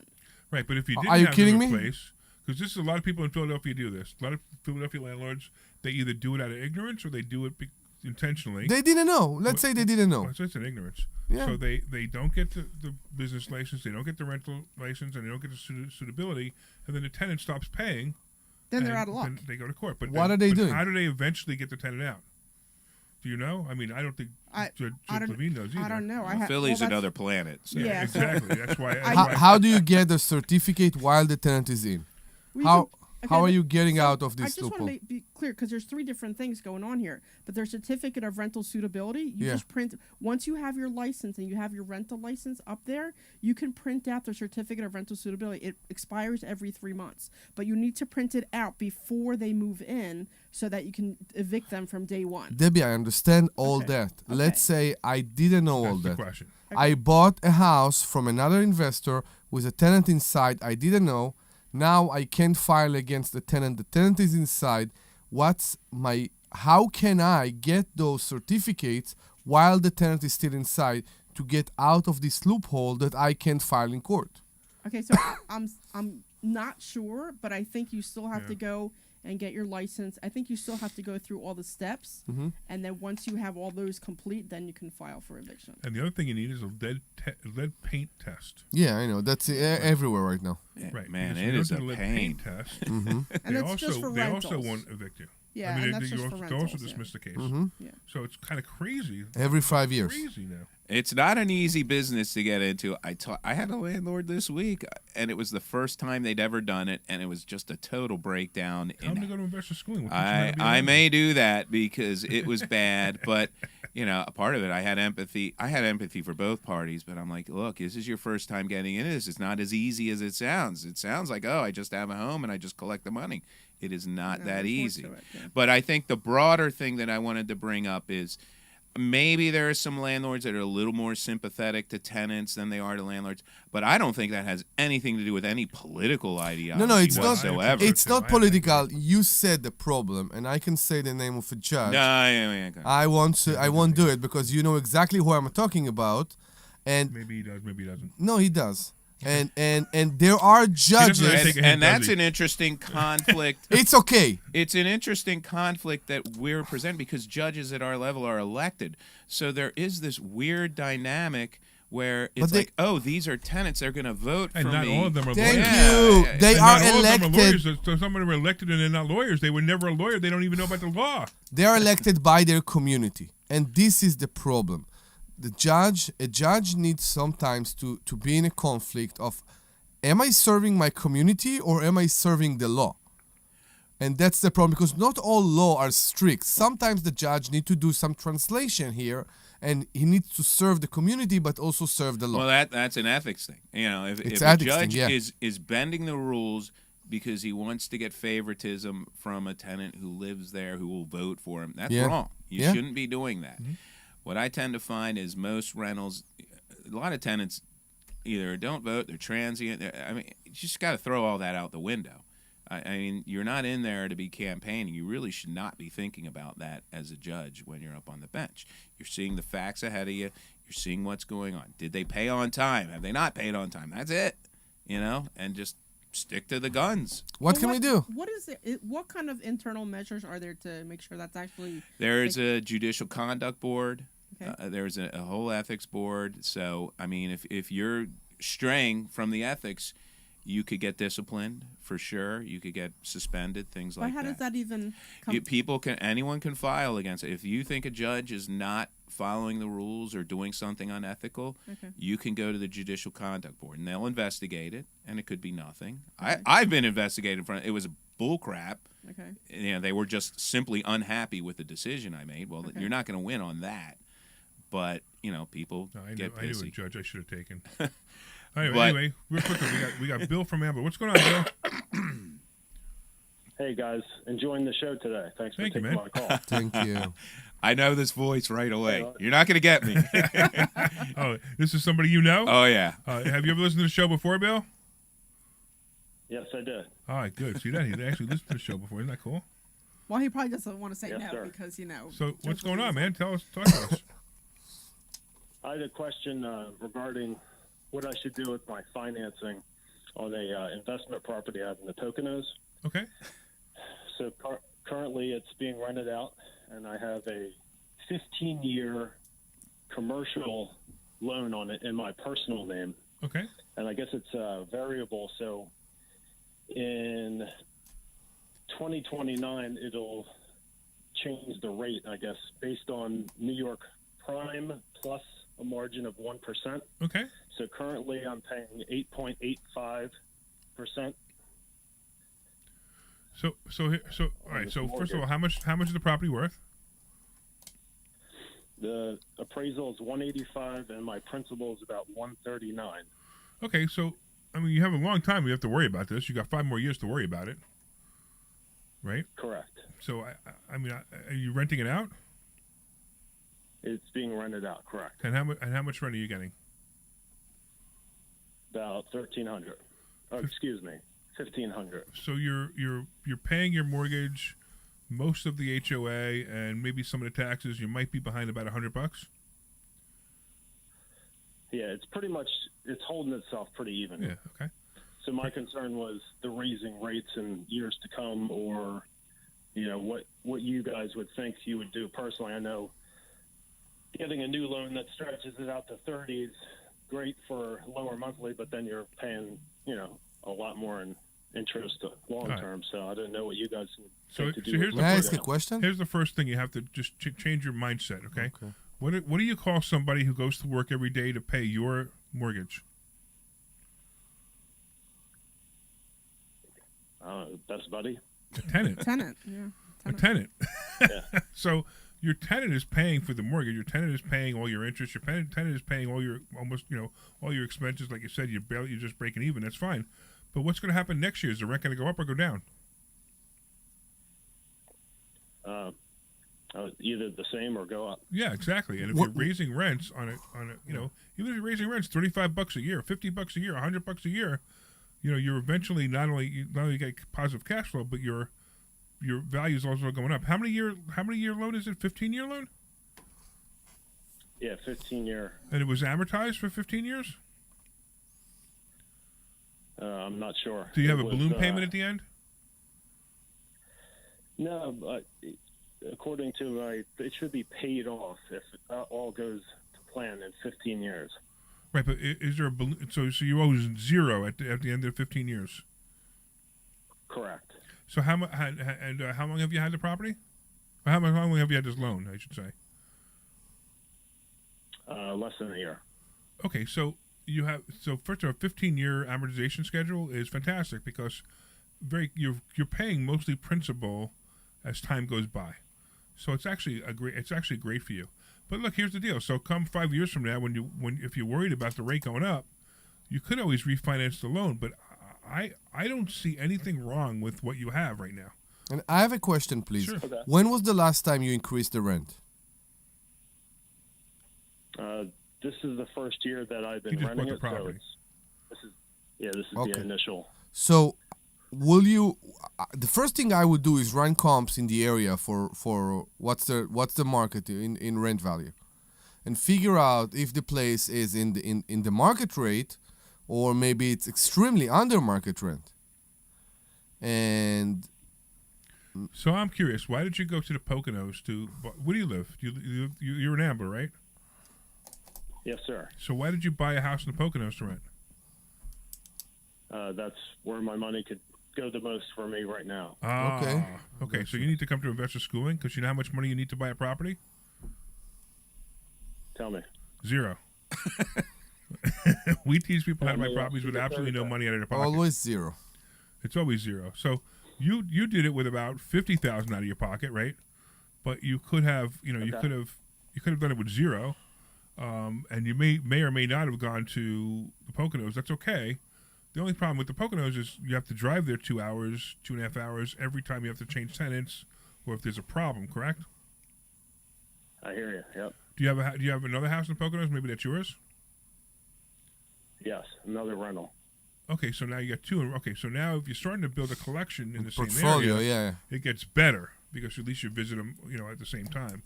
So look, I don't think you have a problem at all. I think you're doing well. I mean, you bought the property. You only had it for a year. It hasn't gone up in value. You owe a little bit less than what it's worth, and you're covering your bills. So I don't see a problem here. If a problem starts to happen, let's worry about solving the problem when the problem starts to happen. All right. Well, I appreciate the help and the advice. You got it, man. And if you really are a friend of Ed's, stop by on Thursday. Come to investorschooling.com. Please learn some other things. Learn how to buy properties with no money, and we could talk about the math and how to do math on these properties, and not have to worry about it anymore. Yeah, go to investorschooling.com and press the RSVP button. Yes, there you go. You got it. Great show today, you guys. Thank you. Thanks, man. Thank you, Bill. I'll be watching the Super Bowl with Bill tomorrow. Oh, really? Yeah. So tell Bill how cool we are. Oh, yeah. I always do. I'll send pictures and everything. Very great. What kind of pictures? Well, No. We'll figure that out after the show. That's only in our group. It's not. Yeah. Okay, because you got me worried. We still have our Super Bowl prediction at the end of the show. we should. Oh, yeah. Yeah. We got All right, so let's do this. Why don't we take a quick commercial break, and we'll come back in about 2 minutes. This is Larry Steinhouse with Investor Schooling. His name. You know when the best time to buy investment they're listening. properties Yeah, it's fine. That's not even his name. It's always now. You just need to learn how to buy them But correctly. he's actually Go to my constable, investorschooling.com which is it. and sign up for a complimentary class this To Thursday reveal night. that, Remember, he we are could to buy have- investment Yeah, I properties know. and make money every time. That's right. That's what we teach. We teach how to buy investment properties and But make money there every used to be a time. show Go to up in North investorschooling.com Penn and on RSVP right WMPV now. called The Lee class this Speaking. Thursday night at 7 o'clock. And I used to That's go on that. investorschooling.com. And he called in one time. This is He was Larry like, what do Steinhouse you with think Investor of Schooling. Are you ready Judge for retirement? Thurgood Marsh? Have you He just prepared started everything you listing need? judges. Well, and Investor it's just- Schooling, we will teach he you wouldn't ways stop. to What's prepare interesting? for your retirement Greg using called. real estate He and called the direct. stock market. But you need to learn What's how that? to do it right. Your And that's friend what we called direct. teach. At Investor Well, Schooling, we and sell that's nothing what but the number's education. for? Come to Investor Schooling and learn how to have a radio better station's retirement. number, Go to not ours. investorschooling.com You know, I know. and RSVP How? right Because now I would have for a this record of who it Thursday's was. class at 7 o'clock. Ah. Go to So when they call the investorschooling.com. 855 That's the investorschooling.com. He called the station. I know who it is, so he called direct. This is He Larry must Steinhouse with be a Investor listener, Schooling. Don't go PhD. through life ignorant about how to become a millionaire. Okay, Learn fine, how to yeah, invest doesn't in matter real to me. estate, the stock market, precious People are metals, listening. and How- learn from how an can we expert. tell how many At people are Investor on, Schooling, Facebook we right teach now? these things So it and depends, more. because We you can- only I can only provide see one education, channel. and we will teach you how to leverage real estate, how to leverage the it's not stock that many. market, It's and how to like leverage 3 on one precious channel, metals but to make sometimes more it's money 5 than on you've ever another made channel, 10 before. on another Go to channel. investorschooling.com and take a Yeah, complimentary YouTube class this and see Thursday. how that's We will see you going. there. Investorschooling.com. Does That's that show you as you're investorschooling.com. looking at it? I think it does. This is Larry Steinhouse with Investor Schooling. You may know me from my book, Money Hacks. You may know me from my radio shows. And you may even know me from some of these commercials. But listen, I'm teaching stuff that people need to learn about money. In fact, my favorite topic is money. So go to investorschooling.com and you will learn things about money that you never even knew existed. We will teach you things about real estate, about the stock market, and about how to use your looking forward IRAs to pizza. properly. Go to Yeah, investorschooling.com and Stand by. complimentary I don't have class much this time. Thursday night We're at back 7 on. o'clock. That's investorschooling.com. This program is paid for by Investor Schooling. That's amazing, Omri. You don't even realize that I'm supposed to do an intro now. I'm supposed to say, hi, this is Larry Steinhouse. Welcome back to Larry Steinhouse Show. You want me to do it now? No, do it as you go. Can you start the music back up, Frank? From the beginning. Yeah. From the drums. He must be answering the phone. Oh, here we go. No. So he's not. No, Frank's it's not different used to music. doing it. Yeah, Frank's not used to doing it. That's all. Frank's not used to our show, right? He's not used to Maybe our it's a show. mixtape and Yeah, they need to yeah. rewind it or This is Larry Steinhouse. Welcome back to Larry Steinhouse Show. I'm here with Dr. Deb, with Omri Morad, the immigrant. And we're also here with, of course, our favorite judge, Judge Ed Levine. Yes. He's just an awesome guy. Just an Okay. awesome guy. Okay. Yeah, we don't align politically, but we align in everything else. You're so much more than okay. We don't know that. We don't know what my politics are. You see, you have to keep it amorphous. You have to keep it out there for me. So we may align, we may not align. I don't know. I mean, I'd What are we love to have. talking about? I have no idea anymore. conversation. I'm Exactly. done. Thank you, Dan. I'd love to have a great conversation, but I can't because it's not really why you're here. I was- I You're here got to a talk little about lost you're there. here to talk about the law. You're here to talk about how judges act. So talk to me real quick about like when somebody goes in front of a judge, right? Because it used to be you go in front of a judge, you had to wear a suit and tie, but now it's like everybody just wears their regular street clothes, correct? I always say to people, I won't penalize you for not dressing up, but I'll give you points if you do. I mean, it's respectful. It's course. Cool. But I don't go too crazy. Look, people work. They have jobs. They're coming in for a traffic ticket. They got to get in there. They're feeding their kids. I don't go too crazy over the wardrobe. And I'll say it on sometimes I wear my flip-flops in the summertime under that robe. So, look, man, it's hot out there. Right. So I walk in but other shorts. judges can get very persnickety about wardrobe and attire. And some always wear a suit and tie underneath their robe. It's just depends on the judge. I'm a little more lax, clearly. Yeah, you're a cool guy. Yeah. You're like you're a Woodstock kind of guy. Yeah, a little bit. And that's cool. I mean, actually, you're in your courtroom. You have posters, concert right? posters. Yeah, which is really cool. In the courtroom, you have concert posters. It's just so cool. It is a reflection. It's a public space, but it's also a reflection of the judges there. I think the judges should take part and show their personality a little bit in there because I think it actually calms people down when they come in and they go, oh, they're human this beings. is like a human being. Yeah, this is something I'm not afraid. Exactly. Yeah. I mean, I bring the dog in too, and that totally chills everybody out. But that's a whole nother thing. And I think that's the thing about you that I noticed the most when the first time I met you was that you're just like a regular guy. Well, and that's I think most of the judges are, especially in Pennsylvania at this level. At magisterial district courts, because you really are dealing with people that don't have that much legal knowledge. They're not lawyers. So the biggest thing is to make them have faith in the system, to make them understand I'm trying to do the right thing and be fair for you. So I just want people to be comfortable. And for most people, this is their only engagement with the judicial system. So might as well make it a good one and one where it's like, well, Judge Ed was cool, so, the process can't be all that bad. Yeah. Now, I've been in front of judges that were mean and nasty, and they didn't even, it almost seemed like they didn't want to be there. And then I've been I in don't front get of judges that listened, that, so it's kind of gets weird sometimes. Some I'm judges, surprised. some judges like to behave like gods. Yeah. There is what they call it a black robe syndrome, where once you get that robe on and your ego gets inflated, and it's like, well, I am in charge and I can take advantage of these things. Some judges do get a little black robe syndrome. Yeah. And then I guess it's incumbent upon their colleagues to go, hey, look, tone it Where down. can I get a black robe? You can go to Amazon. That's it? No, are you getting it? If he walks in Got with a a black, wig? if he walked into your courtroom Thank wearing a you! black robe, what would you do? You stole my joke. I would laugh. I would be like, Thank okay. you. No, I won't dress anything underneath. Only a black robe. Well, I don't want to know. Okay. I'm And not if, sure you want if to the hear that. black robe accidentally ripped or fell off, you'd go to jail. I think that'd be funny. Yeah, it would be would a be case. funny. It would be a landlord-tenant case that All right, if I will. ever have a landlord-tenant case in Judge Ed's, Yeah. Well, you and I are coming to black In black robe. but we can't do that because we know him. We can't do it. It would just be. It would. All I ask, be yourselves. Yeah, exactly. Dress Yeah, how you and we still haven't dressed in drag for Debbie's lunch, right? I know. So- Debbie has a lunch every. So what we do is in adventure schooling. We have a lot of social stuff that we do. Yes. And Debbie has a group that she has the ladies club or what do you call Ladies it? lunch, yeah, Ladies lunch, right? Ladies lunch. So it's Wednesday at. If anybody wants to come, it's going to be ladies only. It's Wednesdays this Wednesday at 12 o'clock. We're going to meet at the Irish Rover. I just have to double check, make sure they're open. It's That's not. funny.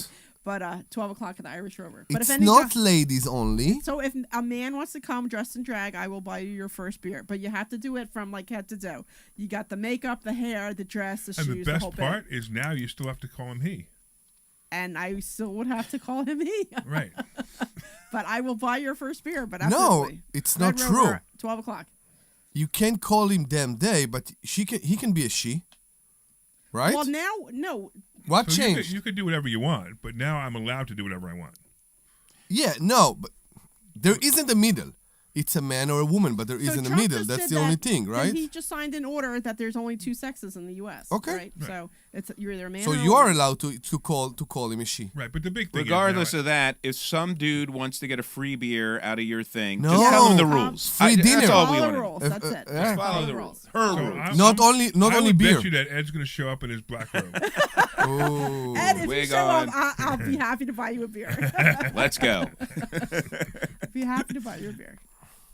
Yeah. We finally drifted off into what? Someplace where whatever. This is what we usually talk about, Ed. We get into stuff. Oh, I know. Stuff. We get into some of this stuff sometimes. But we do have a couple questions online that you haven't answered yet. Oh yeah, have we? What is Let's it? go. Yeah. So one was Chris was asking about a business purchase and when should he come. So because So his question is like, great show. I have a business purchase and financing question.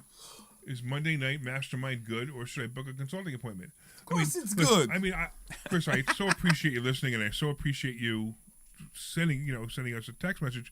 But that's kind of like not what the show's about. But the answer to your question is both. Yeah, both. You're going to come on Monday night, and you're going to book a coaching appointment. So that's the real answer to that question. It's kind of like not really, but Kimmy's got one.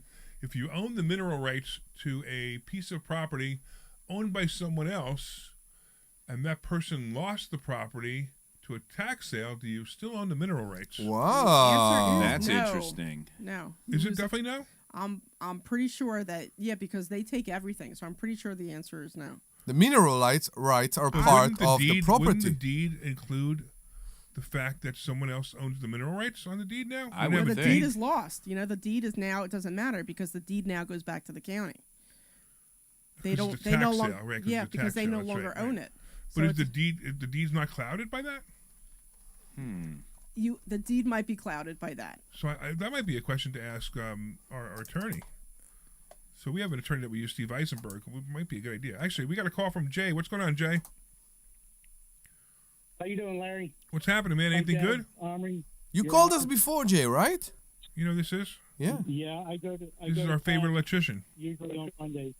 Oh, it's Jay. I just realized. I just. It took you a while. Yeah, it took you a while. Hey, Jay, how are you? I'm well. How are you guys? Oh, good. Good. So what's happening, man? What do you want to talk about? So I have a question. I have a triplex out in Spring City, and the neighbor's tenant uses the driveway for they have a kind of a makeshift parking area, and they use our driveway to access it. And since we have a lot of snow and plowing and salting, I was wondering if they would have to be responsible to help pay for some of this cost. Okay, I just want to get I want to get this straight. So you own a house. It's your house, is that right? Yeah. And then next door is another house, right? And the driveway that is attached to your house it's like an easement. No, I know, but before you get to the easement, there's a lot more. There's more to it. So that driveway now is that driveway. Is that driveway supposed to be for their access, or is it that you just turn the other way? No, we just got it like 2 years ago. So last year we sent them a letter. It's just our driveway. Okay. So you can restrict them from that driveway. You can say, sorry, you can't be in this driveway. You know that, right? Yes. So when you sent them a letter 2 years ago, what did the letter say? It said that, if you want to continue using the driveway, we would like you to help, pay for some of the costs of upkeep. Okay. Snow plowing, salting. All right. So we sent 2 letters last year and 1 letter this year, and now we told them that we were going to put a chain up to block their parking access. Awesome. And then we got a letter from their lawyer saying that we weren't allowed to do that. You know why? Because the lawyer is trying to get you for adverse possession. So how long have you owned the property? 2 years? I'm sorry. How 2 long? years. How long? 2 years, he said. 2 years. You own the property 2 2 years. How long is the person next door you living there? I don't know. So here's where it gets a little weird, and I don't know if it's going to be a problem, but the lawyer is trying to win, but he may have a problem, but he may not have a problem. So the question here now is the last person who owned your property, how long did he allow that person to use that driveway for without telling him he couldn't, or without granting him a license. And let me explain the two problems. The first one is if he allowed him to use that driveway for 21 years and never said anything, he owns the driveway. Or he owns the easement to the driveway. He might even own the driveway if you're not careful. The other one was if he granted him a license, which is the smarter way to do it, is you grant him a license, say, hey, listen, I noticed you're using my driveway. I am hereby giving you permission to use my driveway. However, I have the ability to revoke the it. ability to revoke that permission Yeah. at any time. So that's what you would do in that case. Now, the problem is you moved into this house 2 years ago, and if the last guy lived in the house longer than 21 years, and this guy has been doing it for 21 years, it's possible he already has adverse possession. Now, most likely he doesn't, because most likely nobody filed, nobody did what he was supposed to do. Here's what I would tell you to do. Put the chain up. Me too. And I have another question for you, Jay. You said you also sent a letter last year. Right. What happened last year? Have you got any reply last year? No, they just ignored it. They ignored the letter. Yeah. But in the letter, We sent one to the owner, so it is also a rented property next door.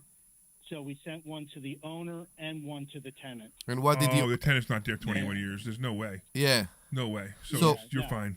Any chance? So the lawyer represent, just to make sure, but the lawyer represent the tenant, not the owner. The lawyer represents the owner. Okay. So the owner fights for the right. That's a different scenario. So do you have the original deed? You should. Do I have the original deed?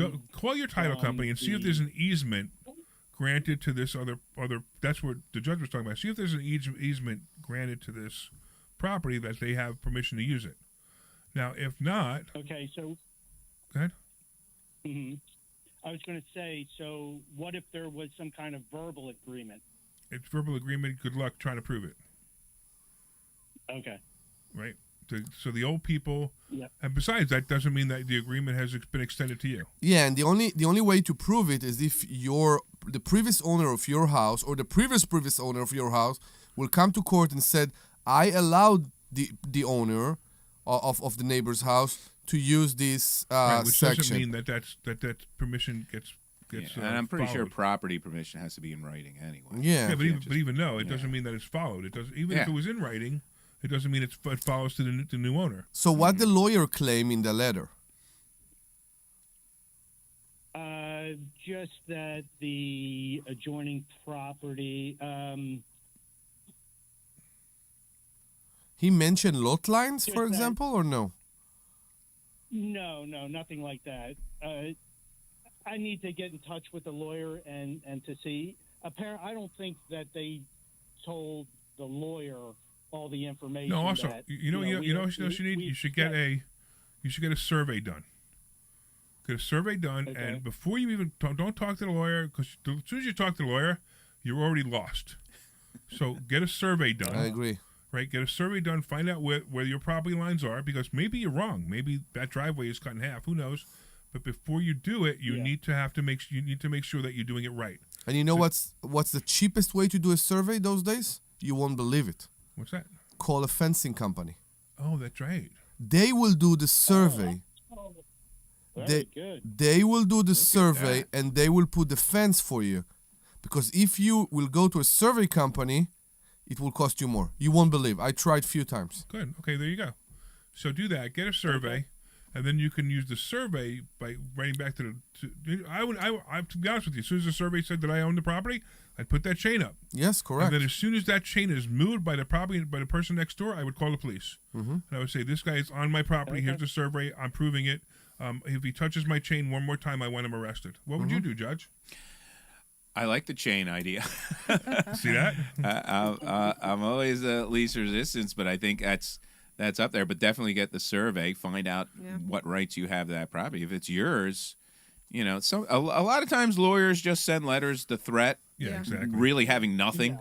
But hey, maybe they'll cave and I've just sent a threatening letter, or not even that threatening, but just a legal letter. And sometimes that scares people. I've done that before. Like, I know I can't win, but hey, it gets the ball rolling, Yeah. and maybe you get something out of it. So we have somebody asking online, but should that permission have been enclosed in the cell? Disclosed in the cell. Exactly. But here's the thing. So that's why I said you need to check the deed to see if there's an easement granted. Because if there's an easement granted deed, you got no. Jay, you're SOL, man. I have a question for you. Yeah. It won't go so far, but realistically, if the seller gave this permission and he didn't say that during the sale, it doesn't matter. If he has a written piece of permission, if it's written, yeah. So the seller has written permission with the other landlord. No. Jay's seller, the guy who sold the house to Jay, if he gave permission to the other landlord-tenant situation, and it was 21 years ago. Well, it wasn't 21 years ago. I know it's not. That's a different situation. 21 years ago is adverse possession. Yes. But you're talking about did he give him permission? Let's say he gave him permission in writing. Okay. And he never disclosed it to Jay. Okay, yes, correct. Well, Jay now has a possible lawsuit against the other guy. Thank you. Which That's is, I think, your question. You right? answered, yeah. Yeah. But I don't think that's what happened. I don't think the guy has an easement. I don't think the guy has permission. Mhm. I think the guy's just, trying the best. win. Yeah, I know. Right? And the weird part is, why would the landlord get involved? If I own that property and this guy is a tenant and he was using somebody else's driveway, I say, yeah, I'm sorry, you can't use Well, the does driveway. the tenant have any other access to the property? No. Ah. Not to their driveway. It's on street parking. So if the driveway's I'm gonna tell you right now, there's an easement on that deed. There's no doubt in my mind there's an easement on that deed, and you know what's gonna happen? Even if there's not an easement on that deed because somebody made a mistake, he's gonna get it. He's gonna get it granted very simply. So now I would write to the landlord and say, hey, thank you very much for sending me this letter. Here are the bills that for me to plow this. Here's the bills for us to do blah, blah, blah, blah, For blah. years, yeah. I want them paid, and then I would sue them for that money. Yeah. Now, you said they have no access for their driver. I'm sorry, for their driveway. They have no access to the driveway. So it's not a driveway, basically. It's just that, they have no access to the parking area. Yeah, I so mean, there's on-street an easement on parking, that. There's so definitely it's an not easement. Something on that. is, yeah. There's definitely an easement on that. I would also, so I would say I would just call. I would write to the first of all, double check it. Get a survey done. But at the same time, even if you own the land, it's very likely that there's an easement granted to them. Yeah. And you might want to even check the deed because it would say it on the deed. However, if none of this shows up at the same time, I would say, look, here's what I'll do. I have no problem granting you until I receive a check from you. I will be putting a gate up, and then see what they do. And in all honesty, the landlord can tack that on to the rent. Yeah, anyway. sure. I mean, that's not that. Sure, big. or the tenant can just do it himself. And the first thing I would do before all that, go to GSX. What's the name of the website that you can see the lot lines? GIS. I'm sorry. The GIS. Go to GIS and see the lot lines, and maybe it will enlighten something. Okay. Maybe but it that's will also- you show can't- you that there is a path that it's joined. Yeah, but you can't use that in a court of law. It says it right on the website. You can't. I use get in a it, court but of law. it's just to enlighten the situation. Yeah, just to get an idea. So Yeah, it's funny. exactly. Patty actually writes online. She writes, "That's probably why the seller sold the property because she had problematic neighbors." But maybe not. I have But that. Jay, this is all Well, good no, stuff. I don't think I just want help paying for the snow. Yeah, plowing. sure. That's all. Sure. Thank you. I think you have an argument. I actually think you could take them to small claims court and say, "Hey, this is a driveway that we share. I want half of it paid for." Mm-hmm. So Yeah. it should be pretty easy. Okay. Thanks, Jay. All right, man. All right. What do you think of that? What do you think of that, Ed? Think he's gonna he'll get the money for half the driveway, just the plowing? I think so. I think yeah. I think it's an easy case. I think it'll get settled before it goes anywhere, though. I mean, it's saving a lot of money. Yeah. Let's It was do. a couple $100. Well, I don't know. I mean, a couple $100. A couple $100 though. You split that in half. Yeah, exactly. The landlord puts an extra $5 on the rent. He'll make the. I mean, think about how funny is this, right? The landlord hired an attorney to write a letter, right? How much did that cost? $350? It costs something. I mean, I don't think Jay's online, but can you imagine how much was the plowing? Yeah. Yeah. You wanted to do something.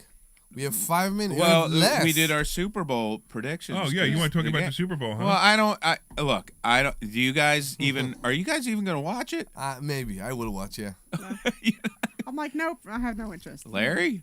So I'm going to watch it because my wife is a big Eagles fan. Okay. So my wife is like a super Eagles fan. I assume you love her. Well, yeah. Okay. You know, it's one of those things that that's kind of it's implied. Assumed, right? Exactly. Especially because I'm going to watch the Eagles. But to me, it'll be fun. It'll be fun to watch. If it's Philadelphia's team. Not a fan of Philadelphia, but I'm a fan of the spirit that will be there. I am also not an Eagle fan, so I try to look at it objectively. But I do say that Philadelphia is a much better city when the Eagles win than when they lose. Everyone's in good spirits. It's just a happy place. So they break less? Is that what happened? They riot less? They riot. Well, I don't know about the rioting maybe more, but just the overall aura of this town, especially if they win. So on they've already Sunday. greased the polls, right? I hope so. I mean, somebody died from that. Grease the poles? Yeah, you know about this? So No. What people do is they climb the light poles, and they scream and yell and throw things off the light poles, right? So what they do now is they grease the poles so they can't climb them. The expression that you're giving is exactly the expression you should be giving, Omri. It's like, what? No, grease the pole sounds sexist to me. I don't know what you're talking about. But It's not that pole. I'm talking about the light poles. So they're not using Vaseline. They might, and it might work. Okay. But they literally grease the poles to keep people off them. How can you hold yourself on a light pole? What I really want to know is, how can the people... there's a lot of light poles. How can they grease all the light poles? That's what I really want to know. How do you climb it? How do you climb it? You figure out a way. You want to get up there, you can do it. Yeah, there are What people, did you say, Frank?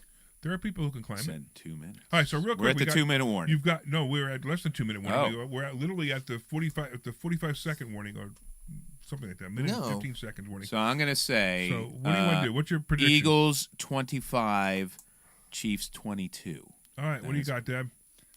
I don't care. Just throw two numbers out there and pick a team. I'll do 18 and 24. Who? So Eagles first, 18, and I think. Oh, you think the Chiefs are going to win? I think the Eagles suck under pressure, and I think Wow. that they lose. It's consistent. I think it's going to be a killer game like the last game, where the Eagles are going to get over 40 points. Wow. 47 points, and it doesn't matter. I think I'm going to rub myself against some light poles later on today. Omri has no prediction. All right. I want to thank all the listeners again for listening. We love you guys. You guys are awesome. Please listen every week. Yes. Please listen every week. Yes, please. and call. And go to investorschooling.com to sign up for a free class. I want to thank, of course, Dr. Deb and Omri for being my coach. And, of course, Judge Ed for coming in today. Great judge. And you guys learned a lot. If you listened, you learned a lot. If you want to learn more, go to investorschooling.com. That's investorschooling.com, and you will learn about real estate, stock market, and so many different ways to make money. All right, investorschooling.com. We'll see you.